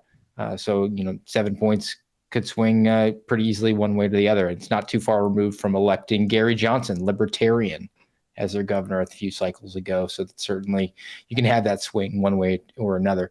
But you have this out of control governor, and she's obviously taken the moment and seized the opportunity, never let a crisis go to waste from her perspective. And that was always the cautionary tale that at least I saw, I know Kyle saw, and so many others of COVID, the COVID emergency. That word emergency, the emergency order is there's no limits. How far are we from the climate emergency that we're going to see, or the next COVID-23, the election variant? We're going to see. That's my favorite variant. Yeah, that's right. I mean, like it look safe and effective, right? It's going to Trust the science, necessitate, man. Trust the science. The science is really a thing. It's, no different than some tribal guy with a jackal skull in some remote location, a witch doctor. But trust the science. That's fine. And this woman is seizing the initiative. This is something that Garrett and I talked about a couple weeks ago, that she's going to catch these people flat-footed. Look, we got other things going on, and hopefully as Reeve was talking about it, this is going to be something that you don't mess with on folks, and they certainly got a ton of people there.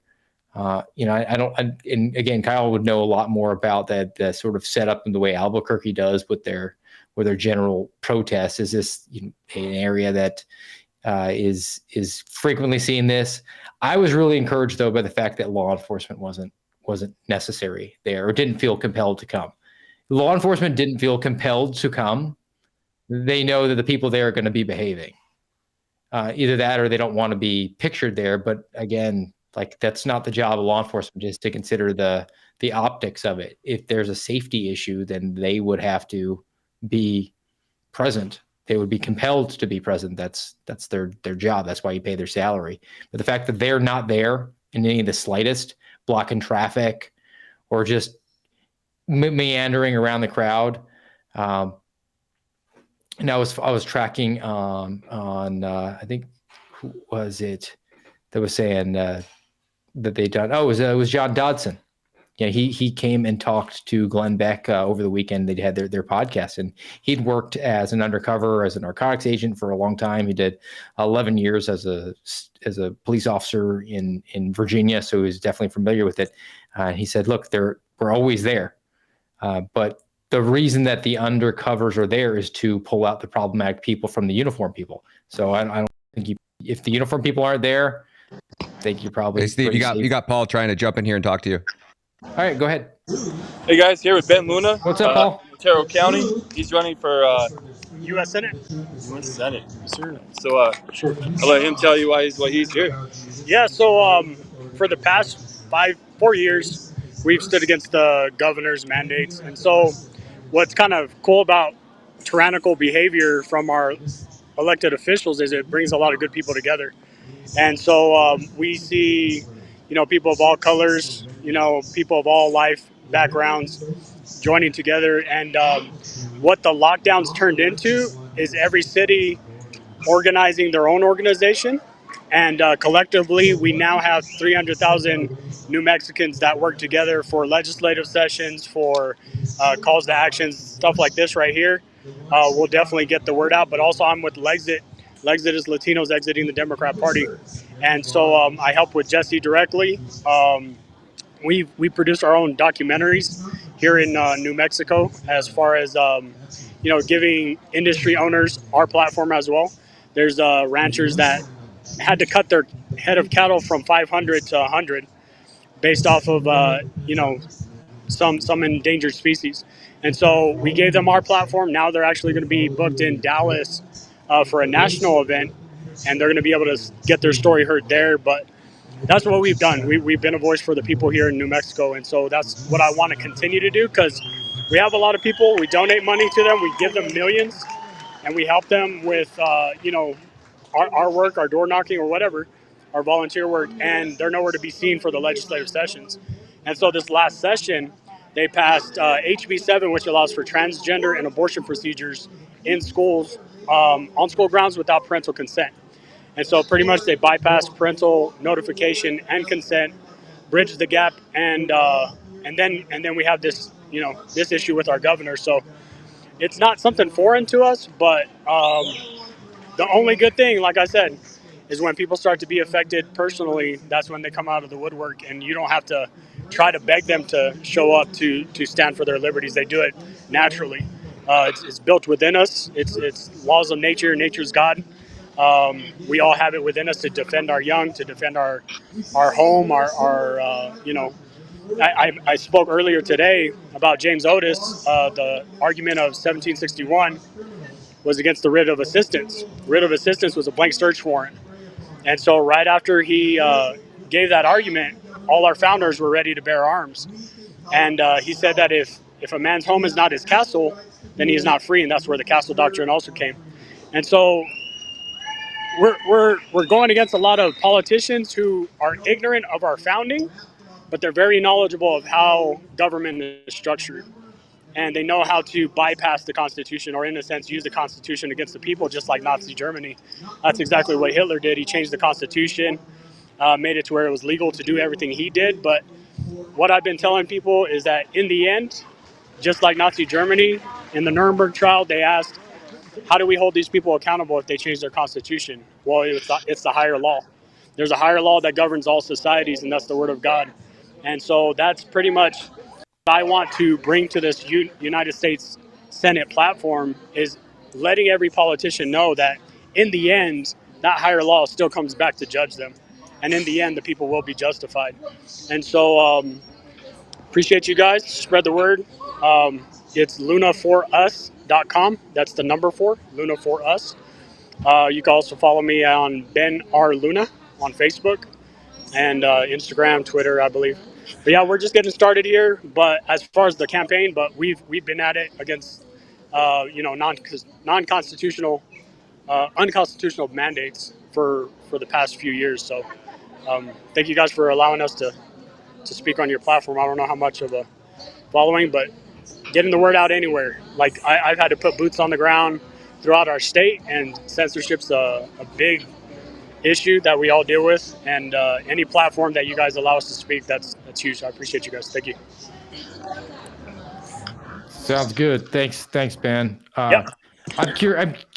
Paul, I don't know if you could speak to that. That Ben that brought up that initiative, that House bill. Did the governor sign off on that, where they're going to be able to do the abortions and transgender medical procedures in schools? Definitely. Go to NewMexicoBadBills.com. That's NMBadBills.com. And you can see all the horrific bills that they put into place. And yes, they're taking away the parental rights here in New Mexico. It's already been a while. They're taking away our constitutional rights on Senate Bill 180 with the bill to take a look at the election results. So they're attacking us on so many different fronts. And I'm so grateful that there's so many people here standing up for our constitutional rights here, defending the gun rights. Go to bettertogethernewmexico.org too. Spell that all out, because it's structured a little better. That one is real, information forced onto one page. Go to bettertogethernewmexico.org, and you'll see another tab called notmykid.org, and that'll have a promo video that they just barely released that's circulating, I think even bilingual. And that's what's kind of cool, is we have people that have never voted before that are bilingual registering to vote, and if they're illegals, they're still wanting to sign, even though we can't let them sign the referendum, but they're getting involved anyways, because it's a parental issue, and a lot of volunteers. So if you click on the top right hand little, or it should say Not My Kid. Yeah, Not My Kid up there. Click that, and then it'll take you to the promo video on Vimeo. And so that has a lot of the information of what we're going against, and there's going to be a lot more information added. That's where we kind of send people.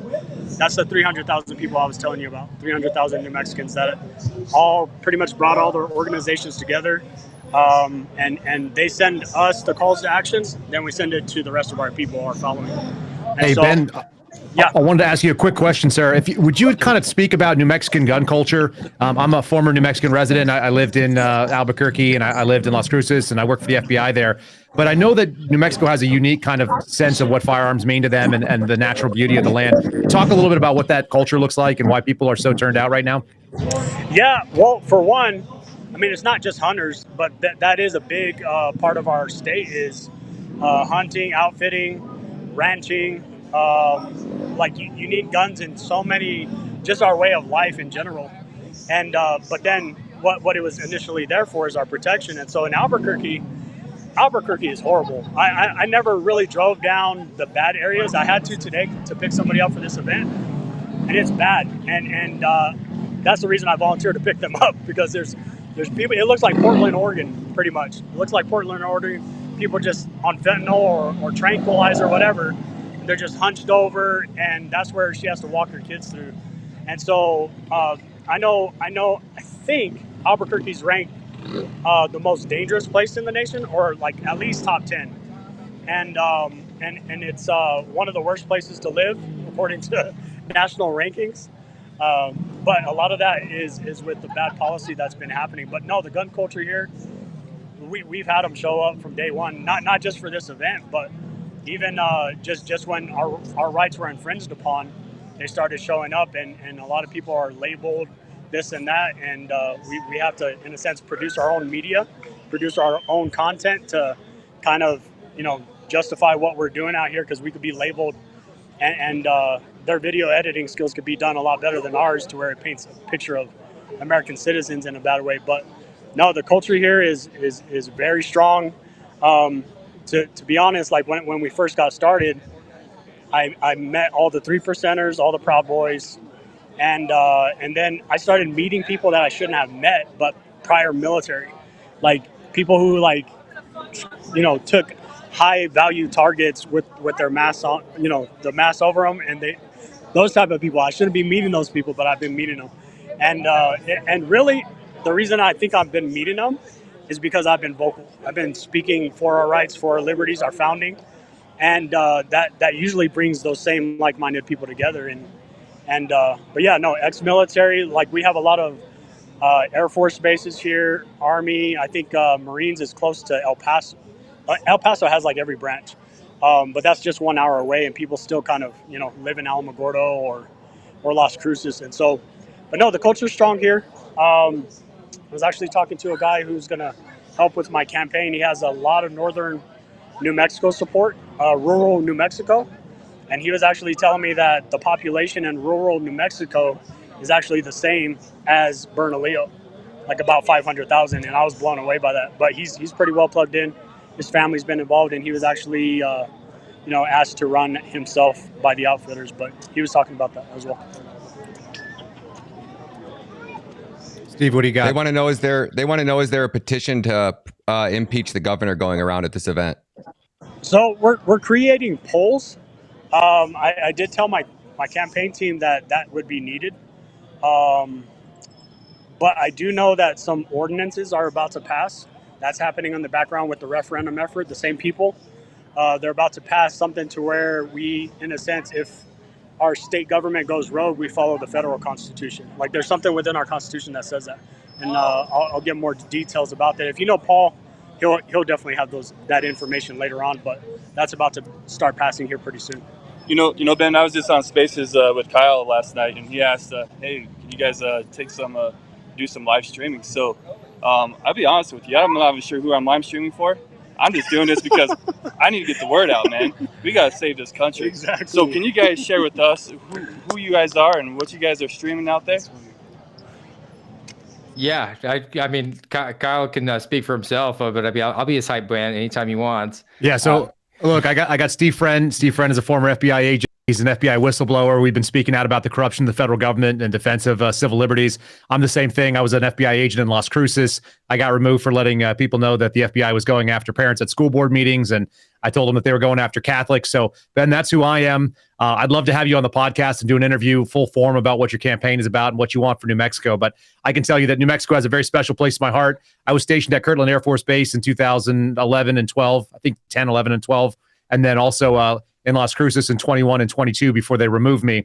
And I have a lot of love for the state. I have a lot of love for the sort of the unusual and intricate culture that exists only in New Mexico. I think it is a place that no one else you can't explain it if you've never been there, but I spent enough time there, and I got a lot of friends that are, native New Mexicans and some Burqueños as well, and a little bit of everything that I know about from being there. And I got a lot of love for running around in the Sandia. So that's who we are. And I wanted to get out there and ask you, as you're seeing the crowd, what are you seeing from the crowd, and what does it make you think about the state of affairs in New Mexico, which is overwhelmingly felt like a non-political area to me?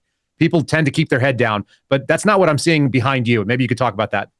So that's one of the reasons I'm running, because it seems like the rest of the nation almost overlooks New Mexico. We're like almost as bad as California, like as far as our legislation. We're like trying to keep up with them for some reason.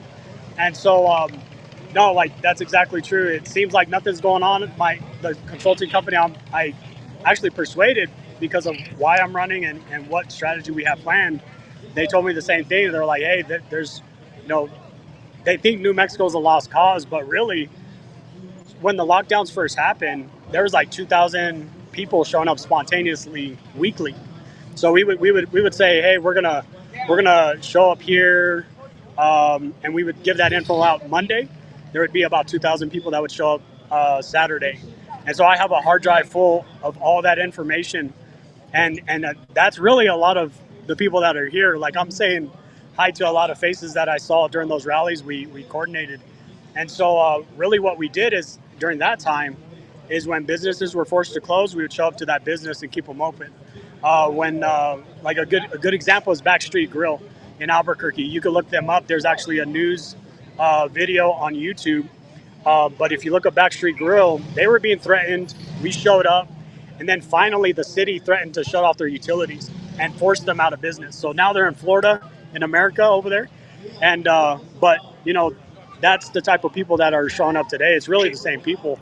But with this referendum effort that we're doing, we're getting people that we never thought we would ever see. One, my calling is to get the church out of complacency, and I'm seeing that here in New Mexico. And I asked Charlie Kirk, like, hey, are you seeing this at the national level? And he said, yeah, we're seeing it, and he thinks that it's positive. Actually, I gotta let you guys see this real quick.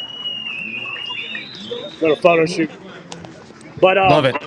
But yeah, so yeah, he said he's hopeful for the change in the culture, but he doesn't think it's going to happen fast enough. Whenever the governor does stuff like this, it's almost like instant turnout for people like this. And so what we were running into is people were forgetting what happened during the lockdowns.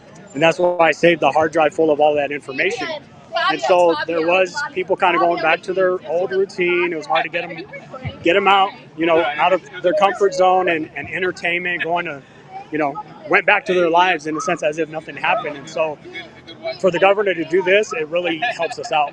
And I think Cat Turd on Twitter said that Trump just won New Mexico because of what she did. But that's an interesting take. He's probably not wrong about you said New Mexicans are asleep. I think they're a sleeping giant though when it comes to the capability of coming and resisting some of this tyranny. What do you think? Yeah, so the coordination that we have in New Mexico, I don't think we have in any other state. And so like I said, we had multiple organizations throughout the state. They had their own thing going on. There's their own issues as far as city politics, city living conditions and stuff like that. And so they all formed together. But the coordination that I've seen in this state is probably almost as good as Mike Lindell's coordination for the election. And so how he has different chapters and different team leaders, and the information is all pipelined either up or down, and it gets out. That's what's happening here in New Mexico, and like it's actually encouraging. It's encouraging when you see what we could do. Like a good example, 2 legislative sessions ago, we sent 300,000 responses. That's emails, phone calls, whatever. This last year, we sent 1,100,000 responses. And so that just shows that either we're growing or we're just getting more involved. But I think we're growing. I really think we're growing. There's like one county, we registered like 600 people in 2 months with this referendum effort. So people are done with bypassing parental rights for one, and then obviously there's a lot of gun owners, people that like to defend themselves. So. Yeah, so I was friendly with Yvette Harrell's campaign. I went and brought my whistleblower complaint to her initially. Obviously, she just got beat. But you're talking 600 people in the county. These elections are won and lost by margins of 50, 60, 80, 180. They're under 500 are changing the difference. So that's huge.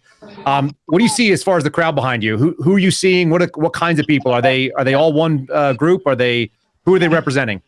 A lot of variety, really. A lot of ex-military here, a lot of veterans, multiple branches here. But then there's also just a normal family, a normal family that is really defensive when our American values get trampled on. And so that's really who showed up. A lot of people that ain't scared too. We're not scared. We when we showed up to Santa Fe, there was Antifa there, state police, SWAT came out, and all that, and it actually provided good photo op, you know. But Right. a lot of New Mexico, we're not scared. We've been through this already. We've been through worse than this. But this is encouraging to see a lot of these people come back out and get in touch with a new candidate for U.S. Senate. So. Yeah, amen to that. What do you estimate the number of people that are open carrying if you were to look around there and see? What percentage? At least 90%, maybe. 90%, I would say 90%. 90% of the people here, I would say, other than the cameramen. Yeah. I mean, and in their own way, they're shooting too. So. Yeah, they are. But no, it's pretty encouraging. Well, I really appreciate you spending the time to talk to us. I know you're going to want to go and shake some hands and meet some people. If you want to come and jump on our podcast and talk New Mexico politics, I'd be open to it. I'd love it. We get a fun distribution and by all means, and if you want to do a Twitter space, we can talk this as well. We just did it last night for 5 hours and we had hundreds of people sitting in there for 5 straight hours listening about it. So this is a big deal for the country, I think. Yeah, that'd be huge. I would say the best contact to give you over the live stream is lunaforus.com. And just send me, that comes directly to my personal phone. You got it. So if you send me a reply there, then I'll give you my personal contacts and all that stuff too. Yeah, we definitely appreciate any exposure we could get out of state because that's another thing that I told my consulting team is we need to bring out of state funds. Like these people, we're all depleted for this referendum effort. And so I'm gonna definitely try to take a load off of the state if I can at the grassroots level. So we'll see what we can do. Pray for us. That's what helps us the most. But obviously dollars help. Yeah, that's right. No, we're in God's hands right now. Thanks so much. And Paul, I appreciate you finding Ben. You got it. You know, you see some kids back here. We got some kids out here with us. I have Corinne Rios with me. You guys want to talk with Corinne? Let's do it. Concerned individual? Concerned citizen Corinne Rios. Right here. Okay. Perfect. Hi there. Hey there. How are you? I'm great. So you're live right now. We're streaming on Twitter. We're streaming on Rumble. My name is Kyle Seraphin. I'm a former FBI agent, and we're out here helping you guys support your gun rights and make sure that people know what you guys are about. So just talk to us about what you're seeing. What motivated you to come out on this Sunday? Well, I'm a mom, I'm a grandma, and I'm getting tired of our constitutional rights being eroded away. If we don't stand up, our children will be defenseless against a tyrannical government. And so right now, that's why I'm out here to fight for my children. That's why I'm here, little by little, where our America is fading, and it's fading pretty quickly right now in these last days. What do you think about the crowd that you see around you? I think they're energized. I think they're ready. I think, however, a lot of them are still afraid because there's been a lot of talk of MLG sending out the National Guard. And so I still think here in New Mexico, we are still afraid of retaliation from 2020. Yeah, talk a little bit about the lockdowns that went on in New Mexico. You guys had some of the pretty extreme version of COVID lockdowns. Maybe talk people when that ended and how it felt. Oh my gosh, you know, we couldn't even go to a store. Let me tell you how bad it got. I was out getting my son his seizure meds, and I walked into the store without a mask. And the pharmacist took it upon herself to not give me my son's meds because I wasn't wearing a mask, even though the store let me go in there. And what happened in New Mexico during 2020 is because our governor put forth these mandates, individuals took it upon themselves to persecute and isolate many of us who were against the mandates. So it has been building up here in New Mexico. And now with this last stunt of this governor, we are just tired of it. We need to start a grand jury investigation in regards to our governor. People, this is funny. People in New Mexico or people outside New Mexico don't even know that New Mexico is a state. I know it. When I travel around the United States, I would say, yes, I'm from New Mexico. And they're like, Mexico? And I'm like, no, New Mexico. So it just seems like our governor, because we are the redheaded stepchild of the United States, that we don't get any attention. But you know what? We're rising up here in New Mexico. We have Christian traditional values, and that's what you're seeing here today. We believe in our Constitution, and we need to fight for our Constitution, because that's really what it's about out here. What do you think the change was between 2020 when people accepted those lockdowns and kicked you out of stores and wouldn't let you go into a restaurant, and what you're seeing right now today? What's the change?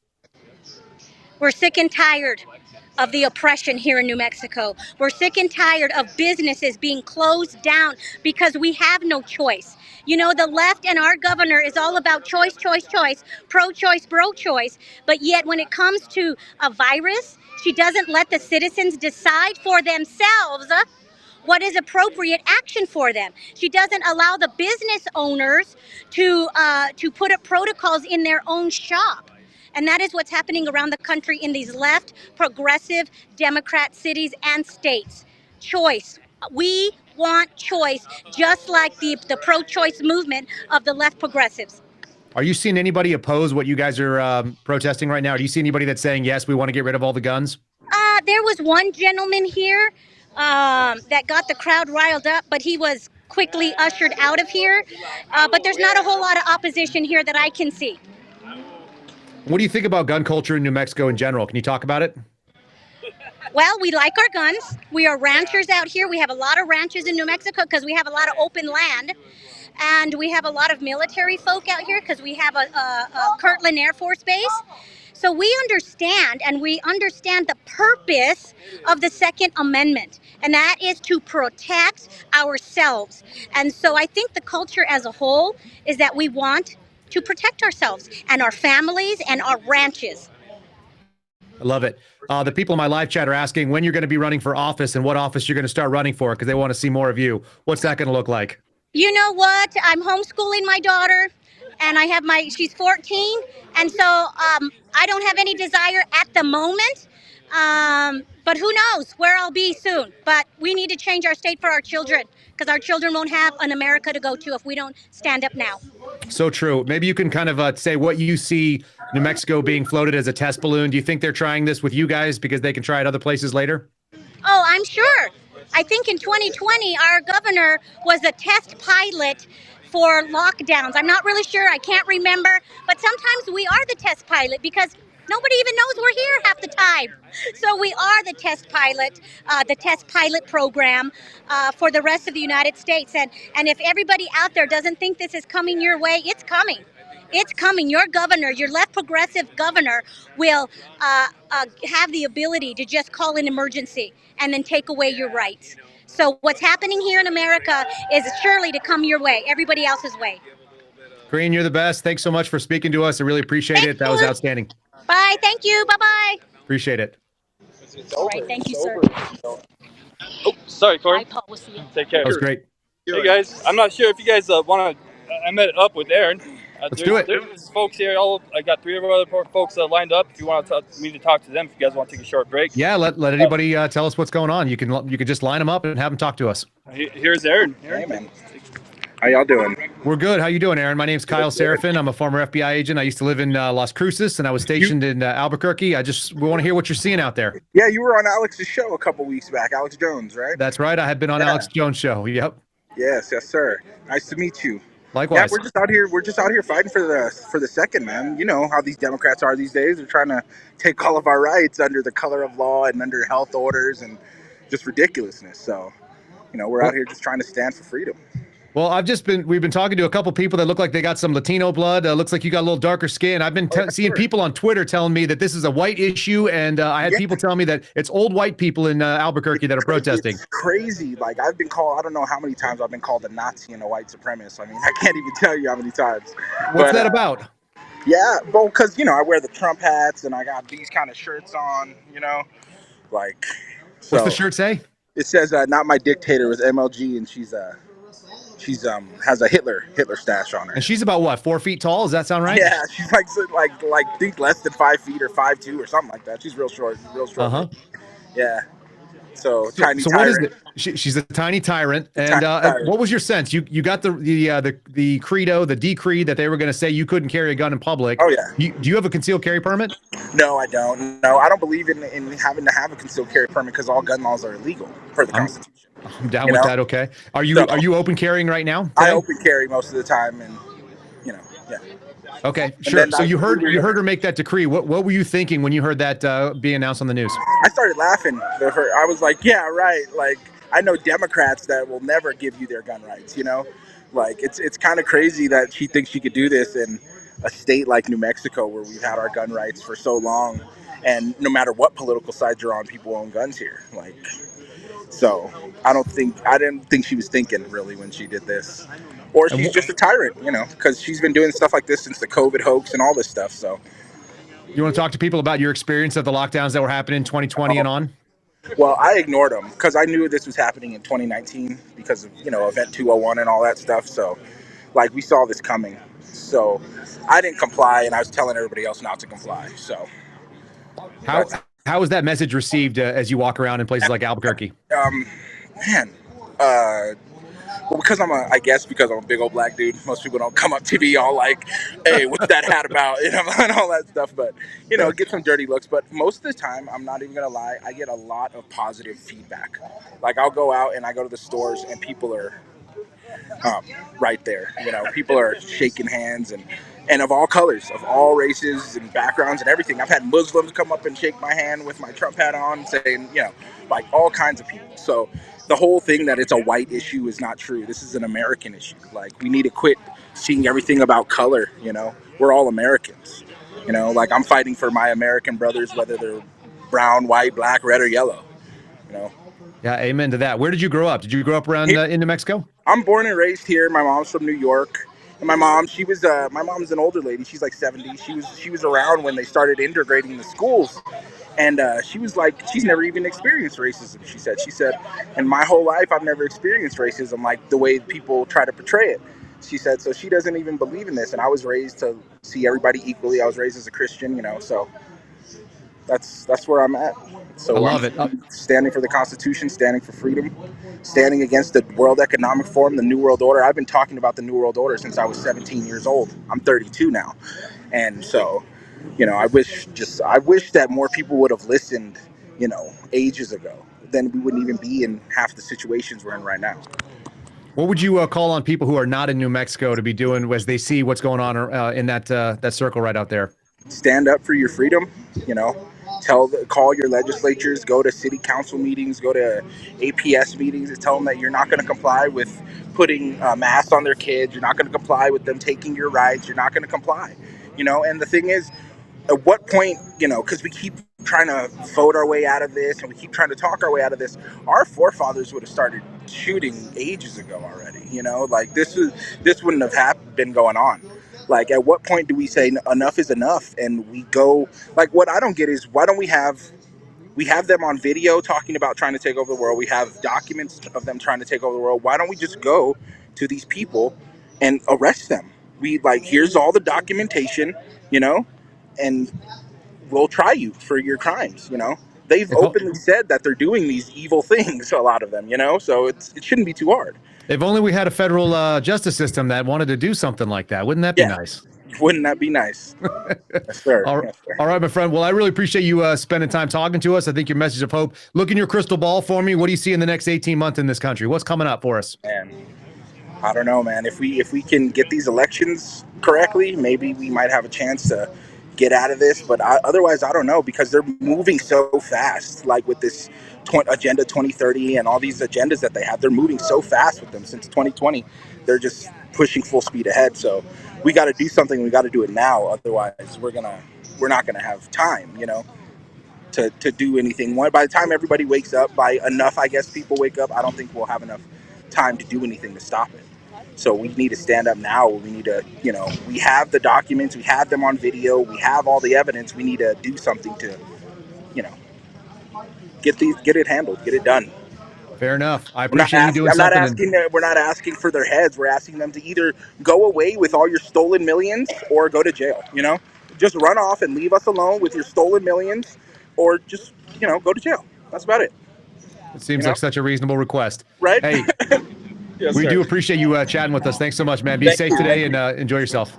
You as hey, well. where can people find you at on social media? Where can people find you at on social media? Aaron Morrison. I'm on Facebook. Aaron Morrison or Aaron James. I'm not too hard to find, honestly. Kareen, Thanks, if you add Kareen, I'm on her friends list. So, yeah. Good deal, brother. All right. You all have fun. Stay hydrated out there. Have a good day.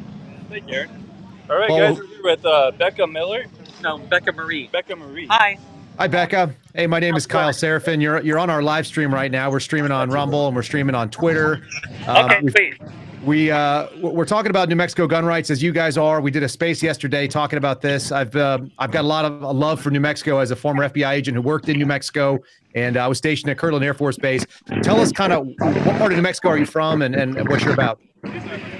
Well, I live in the East Mountains, which is just a little ways from Albuquerque here. I actually host a radio show on KDAZ Radio here in town. Mm-hmm. And I also do multiple podcasts and have a website and everything too. And I started doing that back during when the whole scamdemic kicked in.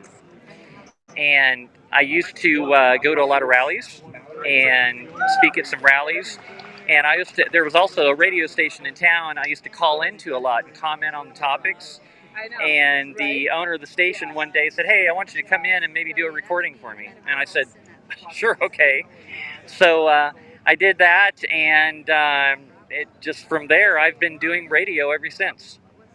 Do you think that our First Amendment under attack as well as the Second? Oh, absolutely, absolutely. And you know, the biggest example of that was during the height of the scamdemic, how they were silencing conservative voices on social media. And there were a number of professionals, doctors, scientists, things like that out there speaking out against the mask, the lie about the mask and the vaxes and all that, and the danger of the vaxes. And they were being blocked and canceled and censored. And even I was speaking out a lot about that stuff early on, and my account got completely deleted and all my followers were gone. Do you think people that are around you in this crowd are worried about being canceled or being outed for being there?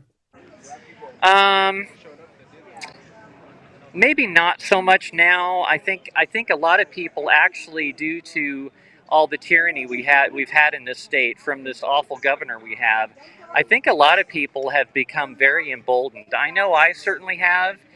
And, you know, the way I've described it to a lot of people is before all of this happened, I really believe, like a lot of other people, I was kind of asleep. I was living my life. Everything was going pretty good. And I didn't really have a reason to be involved. I didn't think I did.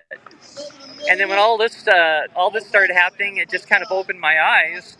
And I just suddenly, I don't know, something flipped in my head, and suddenly a lot of things became very clear to me. And I think a lot of people are the same way. It's, you know, it's almost like you can compare it to like the Matrix, you know. Suddenly I got red pilled. Yeah, most definitely. I see a lot of people in New Mexico, in my experience being there, that people did not get political. They didn't really talk politics in the same way that they do in other parts of the country. Is that changing? Now, say that one more time. I said it didn't seem like a lot of people in New Mexico talked politics everywhere I went, but is that changing now? Oh, yes, I think so. I think so a lot. And as a matter of fact, before all of this happened, I would make sure to go out and vote. But I wouldn't say that I was extremely informed. And ever since all of this started, I have been very interested in being informed. I do a lot more reading. I don't necessarily count on the mainstream news for my information because that's mostly just, regurgitated indoctrination. Yeah, you can say whatever you want. You're good here. Yeah. So I found that by doing a lot of reading on a lot of independent news sources and going through a lot of social media outlets, things like that, I found that I get a lot more information that way. Are you the exception or are you the rule now, you think? I'm probably a little more involved than a lot of people are, but I know a pretty good group of people here in this city that are very involved, and you've probably talked to a few of them here, while we've been walking around. So I think more and more people are becoming involved, and I think with what the governor did on Friday with just seriously violating the Constitution, and not only that, but blatantly saying that her oath and the Constitution is not absolute. That was absolutely way over the line. I think a lot of people would maybe mistakenly think that gun rights are a man's issue, that men are most interested in guns because that's who they see carrying them. There's a lot of women that we're seeing in the crowd out there. What's your sentiment on why that is? I don't know. I think maybe through the course of all this, I think a lot of women have become aware of what's going on, and they, by carrying, it's a way of, like today we're here, and I honestly was. A lot of people were afraid, and they didn't come today because they were afraid if they came here that maybe they would be arrested. And that's the sad thing is we're afraid of our government. And a lot of people in this state are terrified of this little governor that's not even like 4'8". I don't know. I think she qualifies for a midget. And they're terrified of this tiny little person. And it's like I laugh at this, and I tell people, it's like, have you seen this tiny little midget? Why would you be afraid of this person? And I think a lot of people are starting to realize that there's power in numbers, and the more of us that gather together, I think the more emboldened a lot of people feel. Tell me about self-censorship. Is that starting to die off? Are people ready to push back and be willing? I think so. I think more so. A lot of people are afraid to speak out because they're afraid that there'll be some kind of repercussions for it. I have not ever had that sentiment, obviously, but I think a lot of people are becoming a lot more outgoing and a lot less afraid to speak out. Yeah, I think so. Tell me about the crowd. What do you see? Who do you see? And what do you think they're doing here as well? Well, this thing was a last minute thing even. It's like yesterday, I actually was doing a 5-hour live stream and podcast yesterday, informing everybody about what was going on. And then we found out about somebody had announced this get-together. And it was very, very last minute and very organic. And it's amazing that we had hundreds of people show up today. And I think it's because a lot of people it's like they just dropped whatever they had going, and it was very important to them, and they showed up. I know I certainly did. I had other things planned for today, but it's like, no, this is more important than anything. So I showed up, and I showed up open carry to stand up for my right. What do you open carry? What's your choice? I have a lot of firearms. Today I'm carrying a Springfield XPS 40. I've got a 1911. I've got a Beretta 9mm. Yeah, I have quite a collection. You got a choice when you do it. That's good. We're open carrying here with you in spirit. I've got mine sitting right next to me on the desk. Yeah. What do you think? What the percentage of people that are open carrying out there in the crowd? I would say, based on what I'm looking at, most people are open carry today, and I think for that, the reason for that is to make a point. Is it 50%? Is it 80%? What do you think? I don't know. I'm thinking maybe 70%, somewhere in that range, maybe a little more. Yeah, we've been hearing that. I mean, we've heard 70, we've heard 90, but it sounds like overwhelmingly people are carrying weapons. Yeah, absolutely, definitely. And I am so happy to see how so many people have come out today, and they have bravely stood up to stand up for their freedom. So true. Is there a lot of violence that we're witnessing in the park where you're standing there? Absolutely zero. Isn't that something? What do you attribute that to? Well, because typically people that are strong patriots and believe in the Constitution are peaceful people. They're just good people. I mean, during the course of all of this nonsense that's been going on, I have made so many awesome friends. I mean, they're all over the place. I know a lot of these people. And I have made so many great friends over the course of the last few years. And a lot of us have gathered together. And I think that maybe there's a reason for that this has happened to bring us together. Well, I really appreciate you spending some of your time today. I hope you guys are safe. I hope you stay hydrated and go out there and defend those rights. You're doing a great job. You're welcome. Thank you. Hey, appreciate it. Hey, guys. There he is. What's up, Pablo? Sorry about the technical difficulties earlier, but I was able to get you an interview, and I was looking for another person, a prominence here to interview, but they already split. So I got up there. I got to get up there and speak to everybody right away. Just trying to tie it all into election integrity, and we're in this position right now because we don't have free and fair elections. I know for a fact that that woman did not win the governorship here. Again, all we're doing is taking simple, basic, raw election data from our Secretary of State and running it, basically graphing it and just seeing what's going on. That's all we're doing. We're not manipulating anything. We're not trying to change anything. And it's bananas what they're doing. They're doing it everywhere. They're doing it in every state, every county, every precinct has been manipulated. So until we fix that problem, we're going to keep having all these problems. It's only going to get worse and worse. But I'm really, really proud of Albuquerque for showing up here the way they did. In the very beginning, it was pretty much standing room only in this little square acreage of property. But it's wrapping up now. We had our last speaker on. I'm just happy I got up there and speak, and I'm really proud of everybody to come out and show up and not be afraid, open carry, and no police presence whatsoever. We had one agitator, and he got escorted off. It was no big deal. But everything worked out beautifully, and we got our message out. The news channels were here, and they gave interviews to people who were able to speak eloquently and accurately on things. So that's important. So hopefully it gets better across the news. The news, the gentleman from the news, the news guy, he was even saying that they were, and they're more liberal there at the local news station, but they were surprised that our governor went this hard. And he said, "Oh, wow, we got to go cover this." I mean, if the news people are thinking that way, then man, it's just awful. But I really appreciate you guys streaming this, and I'm sorry about the technical difficulties I had with my phone earlier.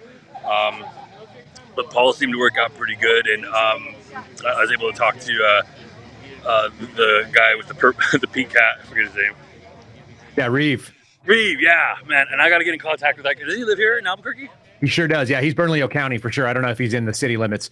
Pablo, I know people are going to ask because they're saying it in my chat already. Can you tell people who you are and what your motivation was, your connection to New Mexico? Just I feel like you and I know each other because we spent 5 hours talking last night, but that's not.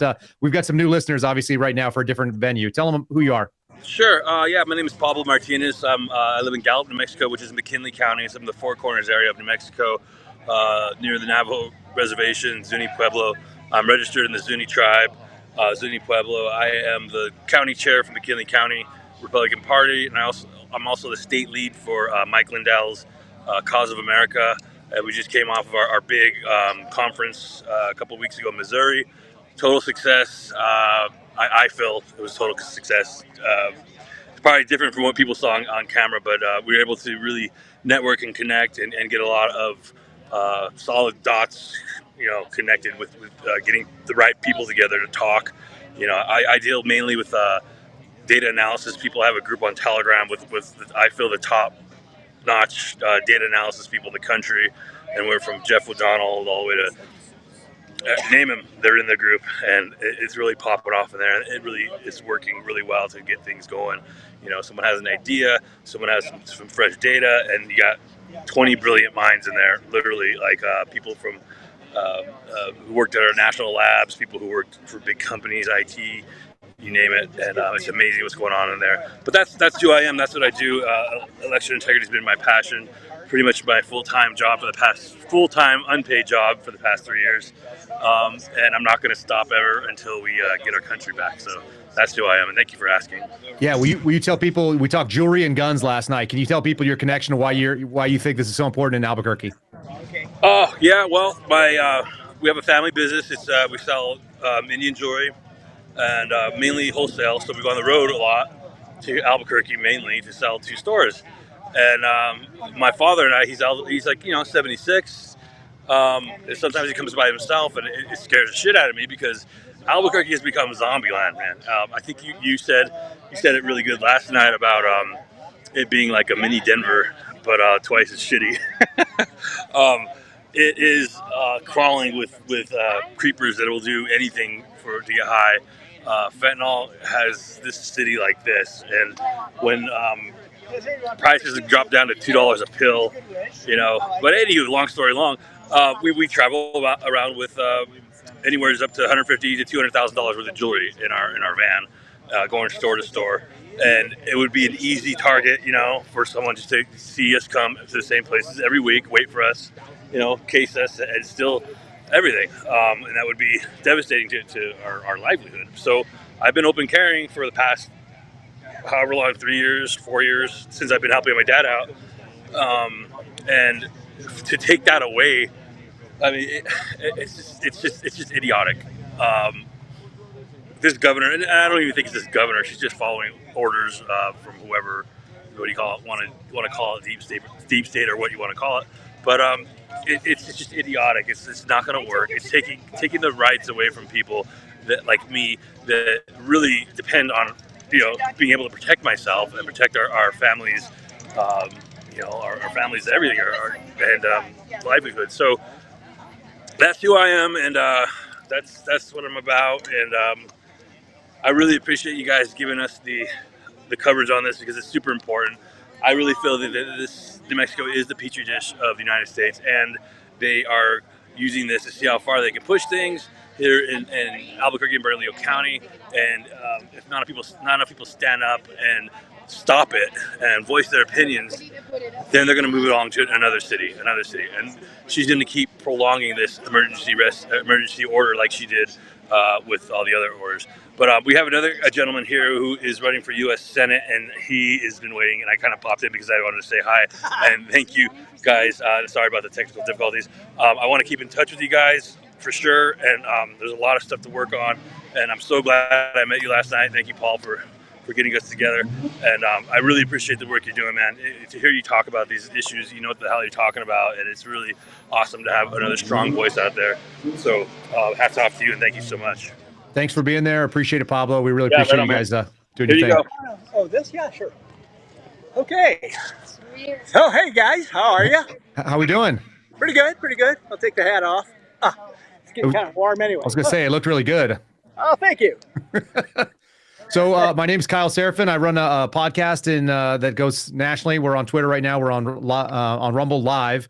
And my connection to New Mexico is I was stationed in the Air Force at Kirtland for a little while. I was an FBI agent in Las Cruces. I got a lot of love for the state. I got a lot of love for Albuquerque in particular, but I know it's on some pretty rough times right now. You could tell us kind of what drove you out to this rally and what you see and the kind of people you saw and maybe the experience you had in the last couple hours. Well, I was up on stage a couple times because I'm actually running for U.S. Senate against the incumbent Martin Heinrich. And so I'm a geek. Opened up computer stores in 1975 and 76, and I've been doing high tech. No political stuff, but when you're putting in computer systems into major corporations, it's all political. It's just corporate political. So I have a background there. And so I actually got started because an ex-employee said, hey, we have these 6 bad bills. And I said, tell me about it. And it was about abortion. It was about parental rights. It was about cross-gendering and everything else that was just horrible. So I read these bills, and they almost made me nauseous. And so I created a website, NM Bad Bills, just to be helpful. And that all of a sudden took a life of its own. And so people started saying, you ought to run for a representative or senate in New Mexico. And I've never been a person that does things halfway, so I said, go big or go home. So I thought, all right, be one of the 100 in America that can actually make some changes. So I'm going to run against a 10-year incumbent looking for his 3rd term. And I'm going to beat him like a drum. I love it. Tell people where where did you grow up? Were you in New Mexico your whole life? No, I originally a Detroiter, and then at 18 went into the Air Force during the Vietnam era, and then traveled all over the world doing tech stuff.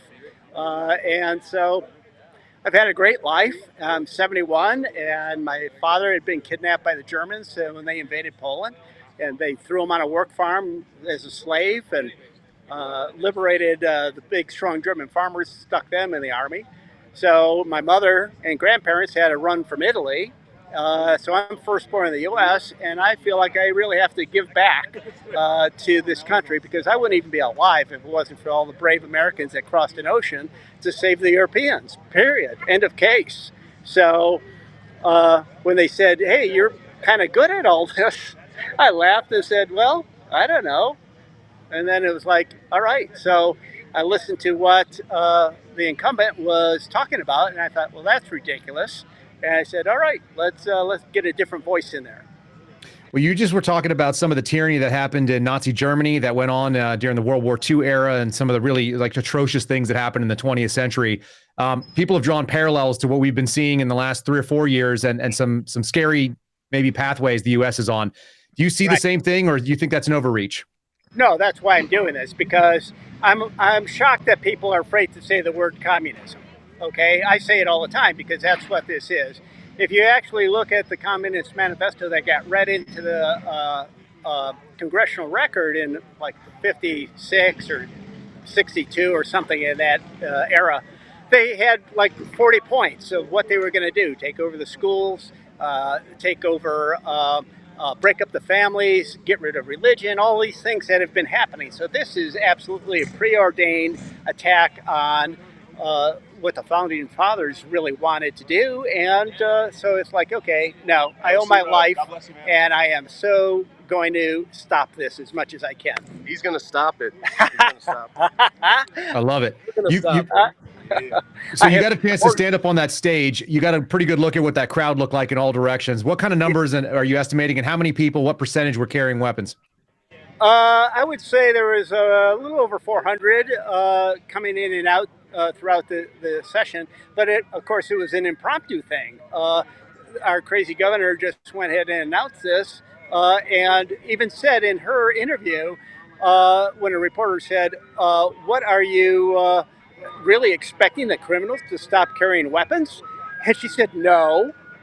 And it's like, why would you do this then? I'm actually carrying, and I would say that probably half, maybe 5/8, decided to say that they just aren't going to buy into it. I talked to 2 state police officers, and their complaint was this crazy rule forces them to face a $5,000 fine if they are, of course, by law, supposed to carry when they're off duty. But the law is written in a way that if they're carrying off duty, even though they're state police, they can be fined $5,000. It's insanity. Okay, so so the sheriffs and the police and the state police, they're just laughing at this blatant violation of the Second Amendment. So New Mexico got rid of qualified immunity, which is obviously pretty dangerous for those in the law enforcement community dealing with a ruling like this. You've talked to 2. Have you gotten the sense from other law enforcement that they have any support for this decree? Well, see, in New Mexico, there's New Mexico Citizens Bill of Rights, and there's an Article 4A in there. And Article 4A says if you are a legislator and you put anybody at risk, if you're a vendor that works for the state, if you are a county clerk or anybody that gets money from the state and you aggrieve citizens, they can come after you for compensation up to $2 million each. Okay, so even though qualified immunity is a problem, the Citizens Bill of Rights, Article 4A, is kind of the antidote for it, because my estimation is that she's going to be thrown out of office. She is so far over the line on this one, over the tips of her skis, and it doesn't matter if you're a conservative, ex-military, independent, libertarian, a conservative Democrat. If you're a far left progressive, which is only maybe 5 to 10% of the party, then okay, you're applauding what she did. But everybody else is like, are you insane?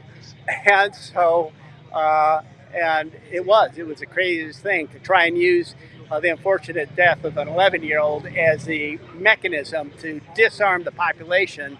Phase 1 for 30 days, phase 2 for 6 months, phase 3, 10 years, and then forever. So the people of New Mexico are definitely not buying it. So it seems like nationally, the DOJ may have overstepped by going after Trump with not one, but two or three, but four indictments, and it looks ridiculous. This has similar ridiculous nature. Do you think that she overstepped and she's lost ground on this move? Oh, she is so upside down at this point, and there are people that have already filed suits to have her removed from office for treason. I mean, she went against the U.S. Constitution, Article 2. So it's like, what are you talking about? You can't do that. I mean, even a kid in junior high would know that you couldn't do that. You would think. You would think. You would think. Exactly. Look into your crystal ball for us. What do you see in the next, let's say, 12 to 18 months in this country? Where are we moving? Where are we going with New Mexico being kind of leading the charge on this?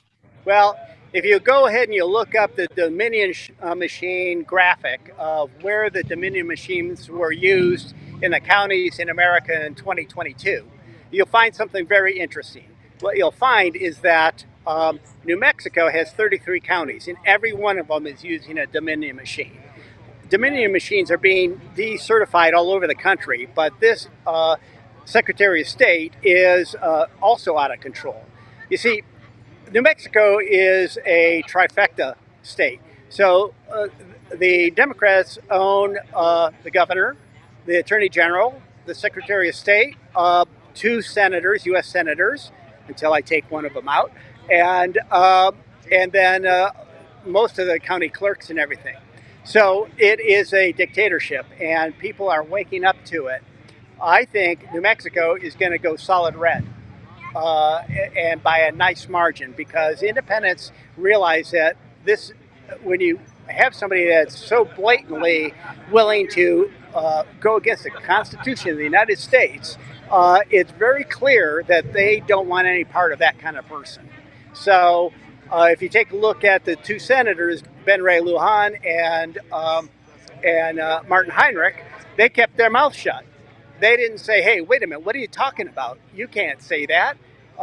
When the governor said, well, the criminals aren't going to abide by this, when a reporter asked them, is like, wait a minute, are you like clinically off your rocker or something? So there's going to be a huge backlash. This stunt is going backward, and that's good for the country, because New Mexico is the testing ground, the petri dish for America. It's not California, it's New Mexico, because with a supermajority that they have in the House and the Senate here, and the governor and the attorney general and corrupt judges and everything. So it's like, okay, they think they can do anything they want. And these bills that they passed prove it, because they ignored 1,100,000 emails, texts, and letters.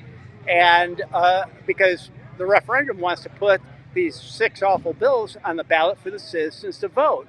And she's doing all kinds of dirty tricks to block the citizens from being able to vote on the issues. And this is waking up the mama bears, the papa bears, the grandpa and grandma bears that care about their kids and want their parental rights and citizen rights and everything. So it's a huge overcalculation on their part. I love that. I got two quick, easy questions for you. We're carrying with you in spirit here. We got Glock and Sig sitting on the desk. What are you open carrying today? Well, I'm carrying a little Ruger because I love my Sig 226, and I didn't know what was going to happen down here. That's a pretty reasonable thought. I can get behind that. And where can people follow and support your movement if they're looking to help you out? Sure. So the website that I did that is helping the referendum effort is NM for New Mexico, badbills.com.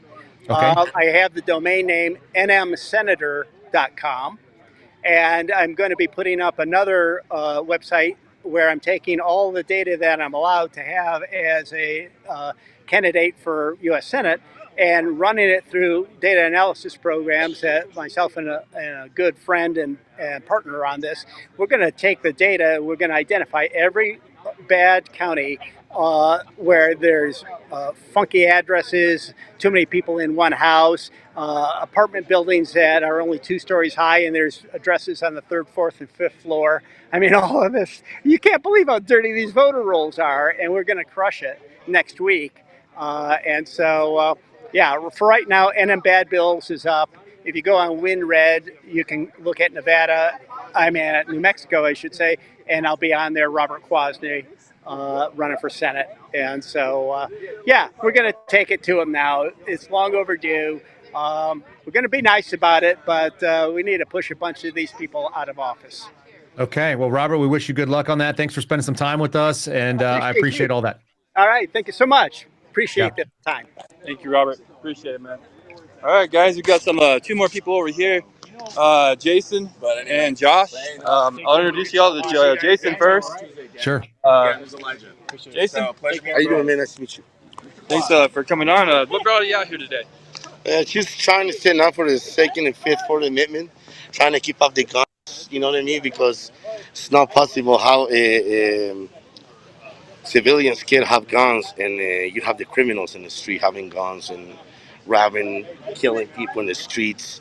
I don't know how it can happen. So, you know what I mean? So I just come here and spend time with my family and stand down for the Fourth, Fifth, Second Amendment. You know what I mean? Because it's no way how criminals can have guns and regular citizens can have guns. And here's my brother right here. You got something to say too. Hello. How y'all How we doing? Good. How are you? My name is well. Garcia. I'm out here. I'm a combat veteran. Came out here to support my Constitution that I swore with God and our country. So I'm out here protecting freedom of speech, Second Amendment. You know how it is, boys. Yeah. What did you see in that crowd? Were you guys impressed with what you saw? Yes, impressed with the turnout. There's a lot of people that came out here, showed up. They stood for what they believed in, and I'm proud, bro. For Albuquerque, I'm really proud. Hometown right here, so I'm proud. Yeah, let me ask you another question. The governor has, said she wanted to do this because of street level violence. Was there any street level violence that we saw? That was. No, I haven't seen any violence. No violence at all. It's been actually very peaceful. Yeah. Nothing like we see at Antifa or any of those leftist anti-gun movements. And what do you think percentage-wise of people that were carrying weapons in the crowd out there? What was the percentage looking like? 95% at the low end. So definitely higher than 95. Any message that you heard that really hit your heart when you were hearing the speakers? Mainly we all need to stay together, unite against the enemy and unite against the devil. Praise God, praise Jesus. We need to do the good fight, start fighting the good fight of faith. That's all we really need to do, you know? It's interesting that so many people have pointed out that this is a spiritual war for them as well. Yes, it is spiritual warfare. Yes, indeed it is. The devil has a foothold on a lot of the people in the world. A lot of people that claim to serve God, but they're lukewarm. They serve him with their mouths, but their hearts are far from him. It says that in the Bible. And it's kind of eye-opening when you see that, and you see all this bad stuff going on. They're perverting the kids, they're going after the children, and you can't, it seems like nothing we can do against the big dogs. But when we come out here and unite, we can do a lot of damage, man, to the hearts and minds. Yeah, fair enough. What do you think? Are you hopeful for New Mexico in the next couple of years as we're seeing this turnout? I'm sorry? Hopeful. Oh, am I hopeful? Yes, I am, actually. Especially with the turnout I saw today, I definitely am very hopeful for the events that could happen afterward. That's actually I was going to ask you. If you guys could get on your social media accounts and everyone watching right now, and they can say, hey, let's plan something. Someone start planning and kind of get a group together that can go not necessarily against the government, but can defend our rights to the government, voice our rights. You know what I mean? Yeah, I appreciate that. Thank you for your service. Thanks for talking with us today. We appreciate it, bud. For the time. Thank you for the opportunity. Appreciate it. And one more thing, I was just trying to get all the states out there too, like all other states, like East Coast states, New Jersey, New York, all the other states. They don't believe in this. We should all get together out there and just go outside. You don't have to be mean, but just go outside peacefully. Just protest peacefully. Just let the whole world know that this is right, and we need to have the guns. Because look at this governor, okay? I was watching like 5-6 months ago. They had this lady. It got caught in Albuquerque, New Mexico, with like 800,000 pills of fentanyl. Okay, she was released the next day, put up in the street with guns, and she was doing whatever she was doing every day. Okay, Yep. because criminals like that, they get released, put up in the street. They got their guns. They can come to my house, kill my wife, kill my dog, kill everything, and they do nothing about it. And that's not all right. This is New Mexico, and I think the whole United States should go out there and just go and do it peacefully. You don't have to be mean. You just go out there and protest the way it's supposed to be, peacefully. Show the people that this is the right, and we the right to have the guns, because it's not way how a criminal, it has 10, 20, 18 felonies, walk around Albuquerque with a gun shooting people, and we're not allowed to have guns. And meanwhile, we got licenses, we got everything to carry. You understand? I do indeed. Do you think people in New Mexico are waking up to this now? Yes. I think they're waking up right now, and you know what? Sometimes it's sad because it takes something like that to people to wake up, and it's. I don't say it's too late, but I think it might be a little bit late. But I think we want more people to wake up more, because if they don't wake up the next year or two, which is gonna become like Cuba or Venezuela or one of these other communist countries. Yeah, I hear that, man. I appreciate it. You guys be safe as you're walking around there. Thanks for talking with us. We appreciate the time, and thanks for your opinions. All right, you too. Stay safe. Right on, brother. Thank you. Thank you very much. All right, guys. Pablo again. We're going to probably close out here. It's pretty much thinned out, but it was a great turnout. Imagine this park was completely full of people. Yeah. We had a gazebo there, and people were speaking. It was beautiful. But the turnout was amazing for New Mexico. Of course, I'd hope for more, but it was so just promptly put together that I was amazed the turnout was so good. But the next one, we're going to have another rally, I guess, on Tuesday. Tuesday at Civic Plaza here in Albuquerque, 10 to 2. And so that's going to be another thing to look forward to. We're going to keep doing the same thing until she listens and drops this bullshit. So again, I can't speak enough. Thank you guys enough for doing this, man. I know you guys have a huge reach, and I really appreciate you taking your time. And speaking last night was amazing. I learned a lot, and I look forward to jumping on more spaces with you guys for sure. If you ever want to host one, invite me. I'll be there. I appreciate that, Pablo. It's been great getting to know you. Yes, sir. Hey, Pablo, if you're going to be at that event on Tuesday, if Kyle can't cover it, I can probably get you on LFA TV too. So if you want another network down there to give you guys some more attention, let me know. I'll get your information from Kyle. That'd be awesome. Unfortunately, I'm going to try to make it here. Unfortunately, not unfortunately, but I have. I don't know if you guys know who Dr. Frank is. He's big on the election integrity stuff. He's the bow tie guy. He's coming out to Window Rock, Arizona, which is the capital of the Navajo Nation, and he's going to give a presentation there on how messed up our voter rolls are there, and because I've done some initial analysis on the voter rolls in the reservation, and it's the most manipulated group of people I've seen in the whole country, which is super sad. But this is going to be a pretty big story. Maybe we can have a live feed from there or something. But we have a patriot that donated their. They have a movie theater that they're going to let us use, and he's going to have the concession stand open, and then we're going to have Dr. Frank presenting the data there. And I've seen a few of his. I've seen a shitload of his presentations, and they're done really well, really quick, really professional. And I really think this is gonna open up the eyes for a lot of the Native American people, the Navajo people, on how they're being used, because it's sad and I'm sick of it. So if I'm here in Tuesday, I certainly will stream that, and that'd be great. This is very important. This is it. This is the hotbed of the country right here, and we can't just let this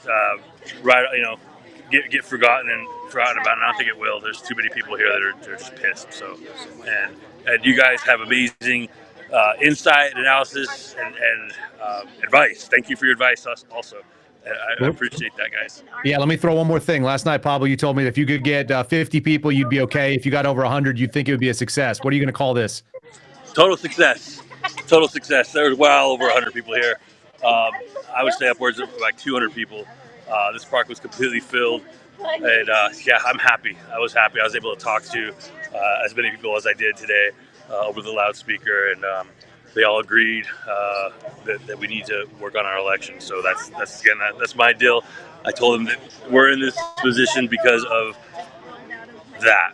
That's the core of our problems, and we're not able to elect and get people in that really truly represent us. Just imagine the landscape of our state, of our country, if we actually were able to elect people and we had people in there that we chose. It would be a beautiful, beautiful place to live. So that's what I'm shooting for, guys. And I really appreciate you giving us the mouthpiece and focus on New Mexico. I really do, guys. So God bless you, and keep it up. And I hope we've got a friendship here and connection here that'll last throughout the rest of this crap until we win. I love it, man. Hey, you have safe travels back to Gallup. Thanks for spending your time. God bless you too. God bless you, sir. Thank you. All right, y'all. Hey, Kyle, I got a couple questions for you. If you can answer some questions for these people in the live chat. Yesterday, I was texting you and you said something about open carry or concealed carry being legal in every state now. Can you give us a little information on that? Because a couple people in the chat were asking about it. So open carry is not necessarily legal in all states, but concealed carry is something that is now, there are two basic ways that we do concealed carry issuing. It's known as shall issue or may issue. And before the Bruin decision, which was the New York case that went in front of the Supreme Court, was decided this year, before the Bruin decision, we had a situation of a mixed bag. Some were shall, some were may. May issue means the state gets to decide, and they can put all kinds of qualifications on whether or not you're allowed to carry a weapon. They could say you must have a good reason. They could say it can only be for certain types of businesses. They could say it could only be for certain types of people who are engaged in certain types of commerce, and blah, blah, blah. You know, sometimes in places like California or New York, it was limited to people who were carrying huge sums of cash, that were moving diamonds around. You know, Donald Trump could get a permit, but a regular guy couldn't. And the same thing was true in California. So the lawsuit basically settled, and the Bruin decision settled that is not a constitutional position, that the state would be able to put certain stipulations on it. And they have moved the entire country into what is known as shall issue.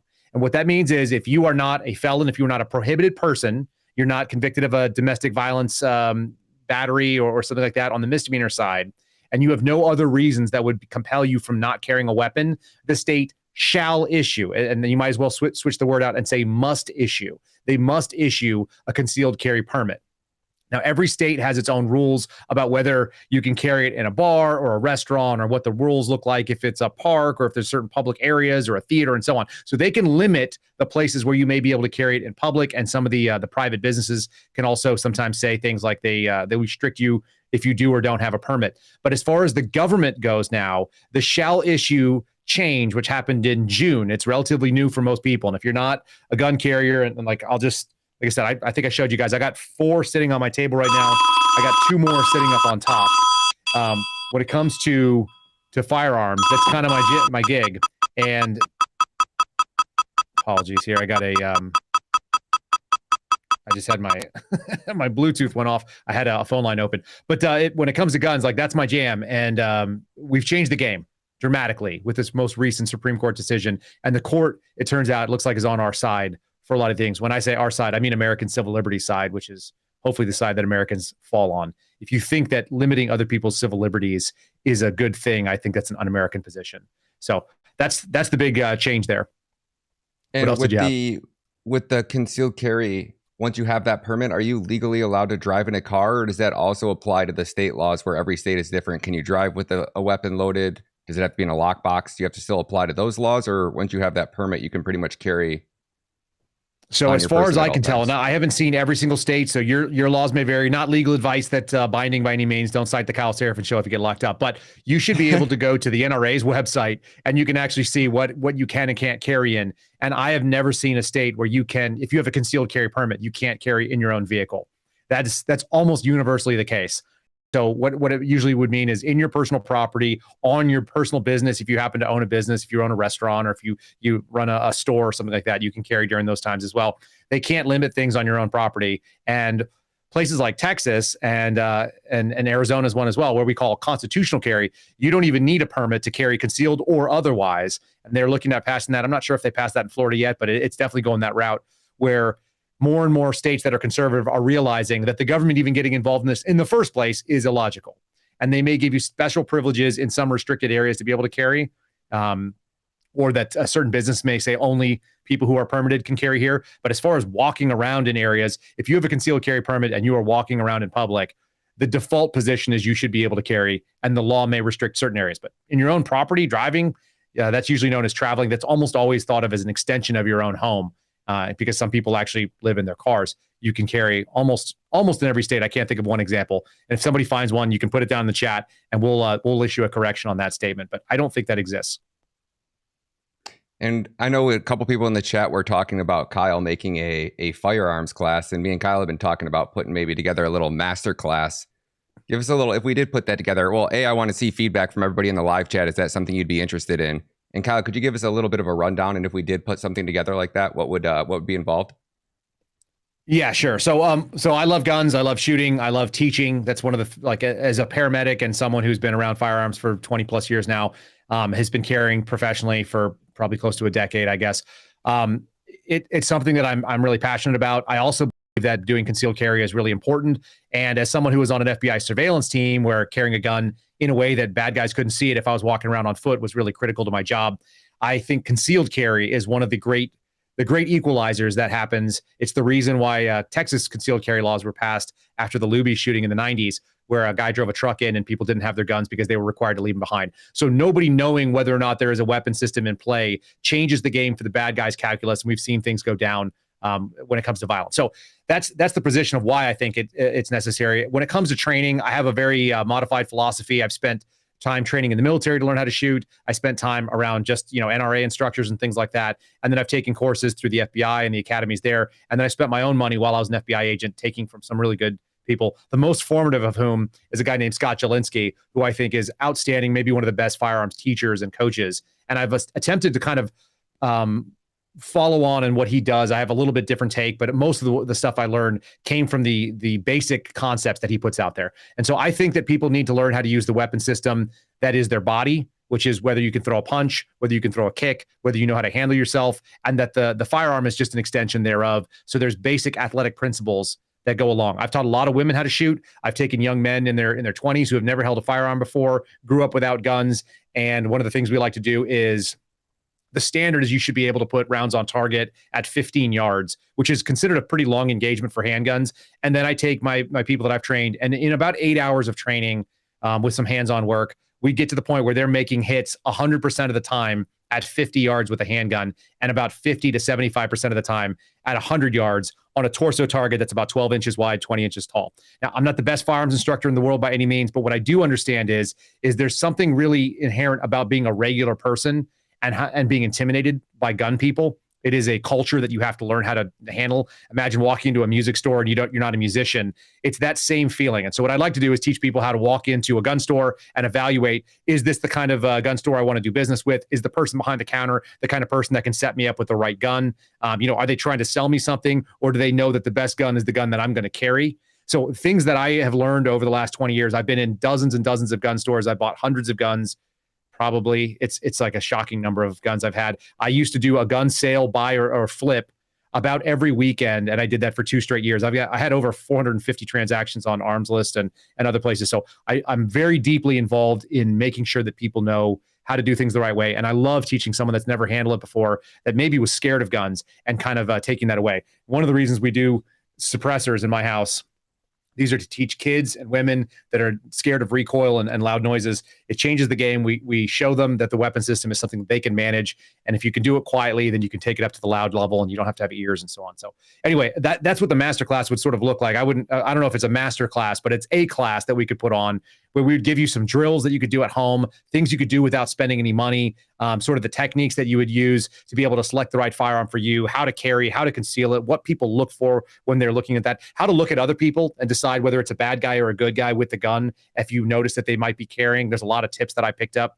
as a surveillance agent. So I would share all this kind of stuff. And we kind of have been playing with the name. I picked up a Gmail address. It's Regular Joe Gun Show, because in many ways I'm not a SEAL Team 6 operator, although I know guys who are. I'm not a Special Forces guy, although I have friends who are. And I can shoot with those guys and I don't look embarrassed. And so what I would like to do is make it so that people who have never owned a gun before get to the point of comfort where they can walk into any gun range in America and be safe and be efficient and be able to conduct training and not look like a fool and not feel like they're uncomfortable and that they're a fish out of water, but that they've basically taken all the gun ranges and all the gun shops in this country and made it a comfortable place that they can walk in and engage. That would be a thing that I think would be a really big benefit to being able to offer this. And that's what I would see as being the walk away. It's like, can you walk in and make a new culture part of yours? And if you're someone who's a proficient shooter, there are definitely tricks and trades that if you're not learning from everybody that you're listening to, then you're not paying attention, because everybody's got something that you haven't heard from before. So for those that are, mediocre experience, or you've been around guns, I find a lot of guys that were in the military have never shot handguns. And I think that's the thing that we will carry more. You can't carry a rifle everywhere you go. It's not practical. And so even my friends that are Marines, that are riflemen, that know how to go in and sight out a rifle and can iron sights out to 400 yards, they just don't have a background in pistols. And I've had people that are, at least if you're humble enough to say it, the one thing that law enforcement does, and particularly federal agents, because we carry concealed firearms that are concealed and small, and handguns, that is our bread and butter. That is the thing. And so I'm an advocate of people doing that. And be the first responder out there in the world. Go out there and make things happen for yourself, because nobody is going to come save you. It's up to us. It's up to New Mexico to go save their own constitution. It's up to New Mexico to go out there and defend what's going on in their world. And it's up to us to make sure that nobody comes and hurts your children or hurts you, and be that protector, whether it be at church or at the grocery store or anything else like that. So I did see we had a Rumble rant pop up here. $20 from Up True Breed. And it says, Kyle, do you know Colion Noir? It'd be great to see you guys do an interview. I do not know Colion personally. I'm in the same state. I'm guessing we could probably make a connection. There's a couple of them. I do know Eric from the Iraq Veteran 8888. And I'm guessing he might be a good connection to that. He's been super friendly to talk to me and reached out to me and Steve Friend. So I will talk to some of the gun tubers that are out there in the world and see if we could do it. I will tell you that firearms is my passion. I'm passionate about America, but like when it comes down to it, if I had to vote on one issue, it'd be about guns. So some of you guys have probably just picked that up from listening to me, and maybe you didn't know that from listening to our regular podcast. Again, this is a special kind of presentation of our show simply because I wanted to give top cover to those people that were in New Mexico. It's so important that we do not self-censor, and it's really important to show up when somebody comes after your civil liberties. I am not an open carry advocate. I do not think it's smart, and I do not think it is a sound decision to walk around with a gun on your hip in a way that needs to be visibly seen. And yet, if they're going to come at you and tell you you can't do it, you're almost forced to do it. And so I would have open carried with those guys right there, and I'm really proud that New Mexicans turned out in a way that I think was unexpected for some, and they're going to keep turning out. So good on you if you're in New Mexico, and join these protests if you can. Do so peacefully and intelligently. Ryan, were there any other questions we missed out there in the chat as we're running through? Man, there's so many, Kyle. We've been going for over almost 3 hours now, so it's up to you. We can take some more, or you want to wrap it up? I know we're seeing some people start to drop off. I'm happy to take any questions if you folks had some on there about this particular. I know we had some technical difficulties, so thanks for those of you who stayed on with us, and it looks like 1,200 or so plus live watching. Awesome, but get out there if you want to find training locally, and if we can put something out in a video format that's inexpensive, we may do it on a subscription basis, and if we can get an ammo sponsor, it might even be less. I'm totally into looking into that. It's sharing my passion with people, and like I said, being able to take care of yourself. I also am a big proponent as a paramedic that you should learn how to handle things. I'll just give you kind of a good example of this. My infant daughter is 2 weeks old as of Friday, and so she's just 2 weeks old in 2 days. Within 18 hours of her life, she had a life-threatening emergency where she was choking on amniotic fluid coming out of her lungs. She turned completely blue, like the back of my background blue, and was not breathing. And because I have a background in paramedicine, because I know that what my priorities are of work when I see an infant that's not breathing, when I see an old person that's bleeding, when I see someone that's fallen, because I have all those things, emergency medicine would be part of our master class as well. Because if you're carrying a gun and you're able to put holes in people, you should also know that it's probably likely a scenario where someone's trying to put holes in you. So you need to know how to treat yourself as part of the emergency, and you definitely need to know how to treat others once you've settled that the kinetic threat where someone's trying to hurt you. You've got to be able to stop the bleeding somewhere else, and it might even be on the person that you shot.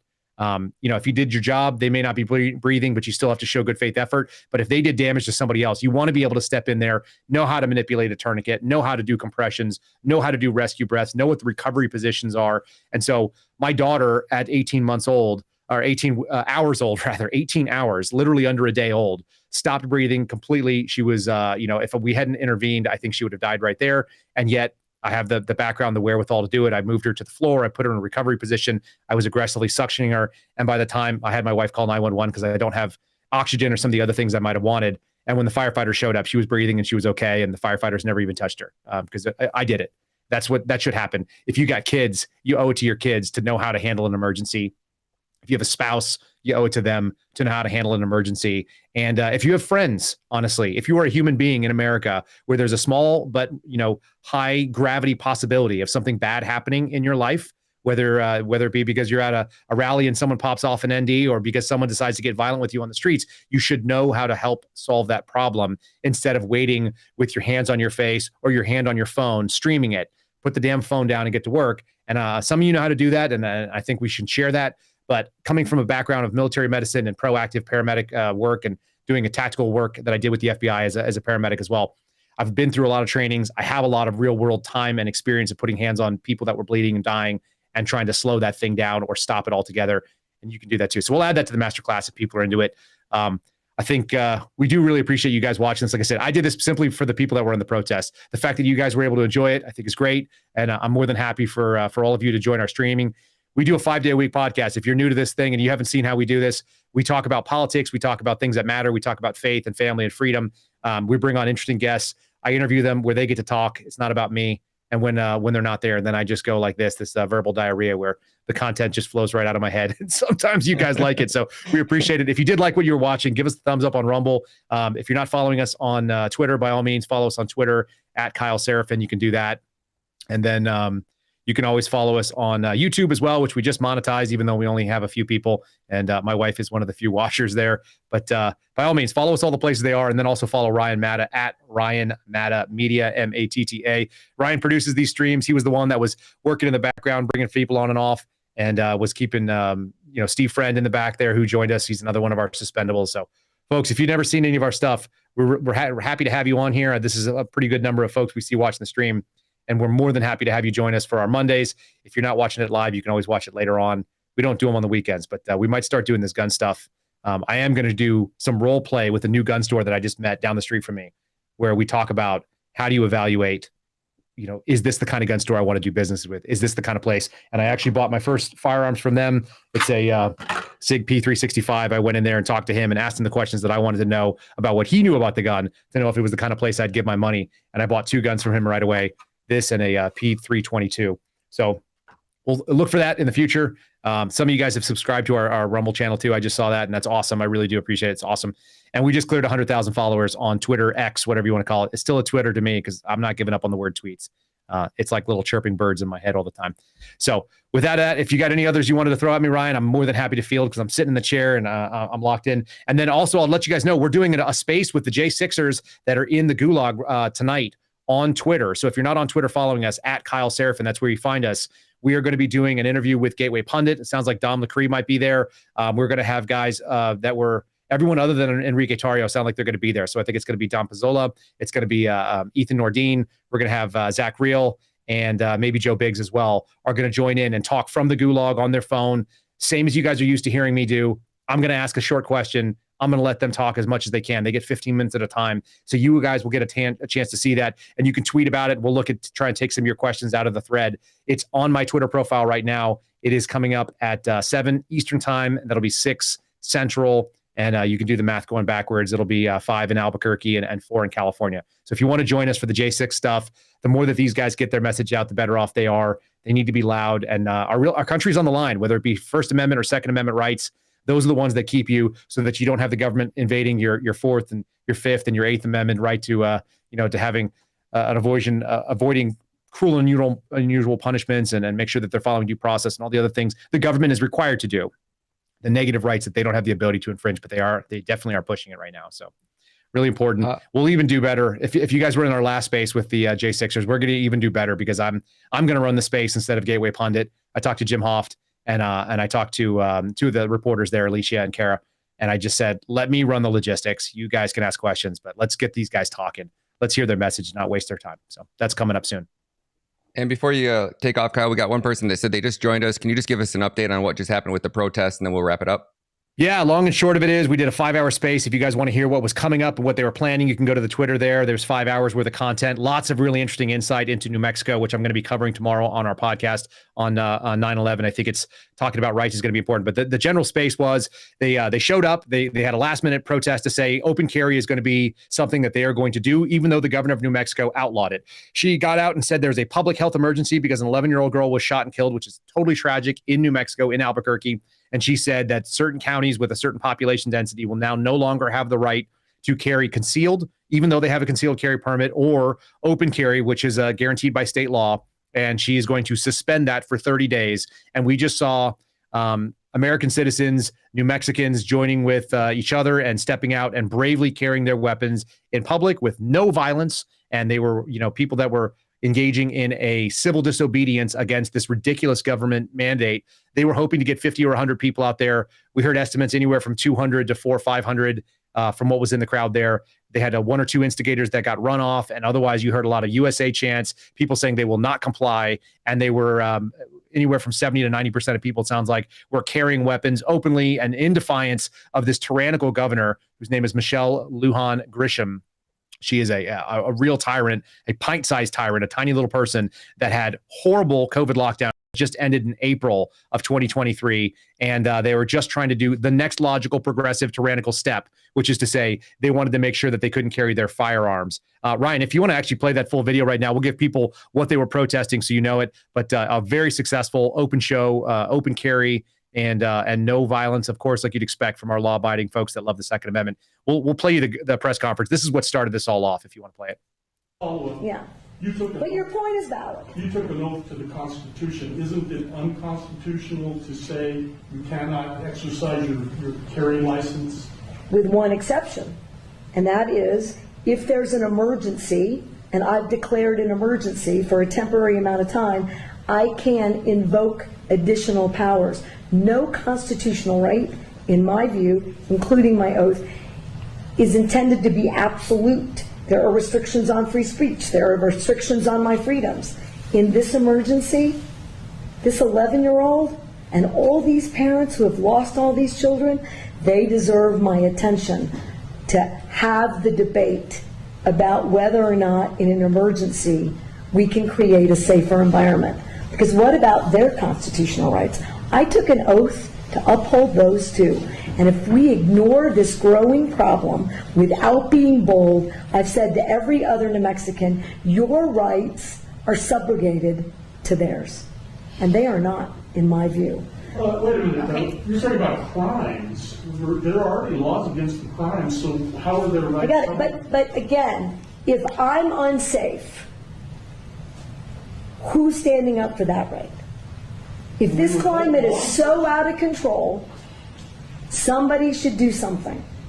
I'm doing as much as I know to do. Madam Governor, do you really think that criminals are going to hear this message and not carry a gun in Albuquerque on the streets for 30 days? No. But here's what I do think. It's a pretty resounding message. Pretty resounding message, folks, that's what she does think. The criminals aren't going to listen to it, but think about the resounding message that she just gave you, which is that she doesn't respect your Second Amendment liberties, and that's why these guys and gals were out there speaking. We saw a lot of women that were out there in the crowd. I think that was fantastic. We saw our organizer, Pablo, he was the one that helped kind of get me involved in getting folks there. He said he was going to be there, so we were really happy to have that. And then also Paul, who I will share their information. If you guys, I'm following them on Twitter now, so by all means, we can let those folks know that they did a good thing. They did a good thing speaking out against tyranny, because when you allow tyranny, as my friend Sean Witzman said last night, if you're too busy to stand up for your own civil liberties, then you are accepting whatever tyrannical things they decide to push down. If you have other things going on and you can't be bothered, I'd love to, but I'd rather get my nails painted, or I got to clean the garage, or I told my wife I'd mow the lawn. You don't get a chance to come back from this kind of stuff. And the second thing is, if your fear is that you're going to be, censored by the federal government or the state authorities, or something's going to happen to you, self-censorship is censorship. You are censoring yourself. You're not even making them do the hard work. You're just giving up that territory. We absolutely cannot be giving up territory right now. This is a time when we are on the back of the line. We've given up all that fudge zone. We've given up all the safety net that we had. We are on the red line, and we need to fight our way out of the red line to be able to get some breathing room. It is not there. So every single one of these things are existential crises when it comes to our constitutional liberties. I'm so proud that they stepped up, because New Mexico is not a state that necessarily gets really active like that. But man, they did a great job stepping in there, and they did it right, and they made their voices heard. And as you saw, it's not a white person issue. It's not a black person issue. It's not a Latino issue. It is a American issue. And we saw colors of all sides. We saw men and women out there. Just fantastic. Some really passionate people that are just fed up with what they've been shoveled on and what they've been forced to eat over the last couple of years. And they are spitting it back out, and they're letting them know, no, thank you. They're closing their mouths. So thank God for them. Pray for all these people in New Mexico, but pray for them in your own state, and make sure you're stepping up and supporting people that are being brave. There's a lot of Americans that are doing that sort of thing. I miss anything out there, Ryan, that we needed to do and cover down on? No, man, you're great. Let's wrap it up. We're at that 3 hour mark. Great job, man. All right, fantastic, folks. Thanks for sticking with us. For those of you that sat here for so long, if you want to share this video, it's going to be up. I'll put something in the notes, letting people know that we obviously had some challenges early on. But I hope this was of value to you. And moreover, I hope what it showed was anybody who says otherwise, this was a peaceful protest of people that were letting their voices be heard. And that is what your First Amendment right guarantees. They use their First Amendment to protect the Second Amendment. You have the right to peacefully assemble and redress, petition for redress of grievances to your government. And that's what we saw in New Mexico. That is a victory for America. So you guys should be proud of them. Be proud of yourselves. Thanks for joining us. We will catch you again in that Twitter space. Like I said, just a couple hours now, 2 more hours, and I will see you on Twitter at Kyle Seraphin. So thanks so much. Thanks for listening to The Kyle Seraphin Show, streamed live weekdays on rumble.com/Kyle Seraphin. Follow Kyle on Twitter, Truth Social, and Instagram at Kyle Seraphin.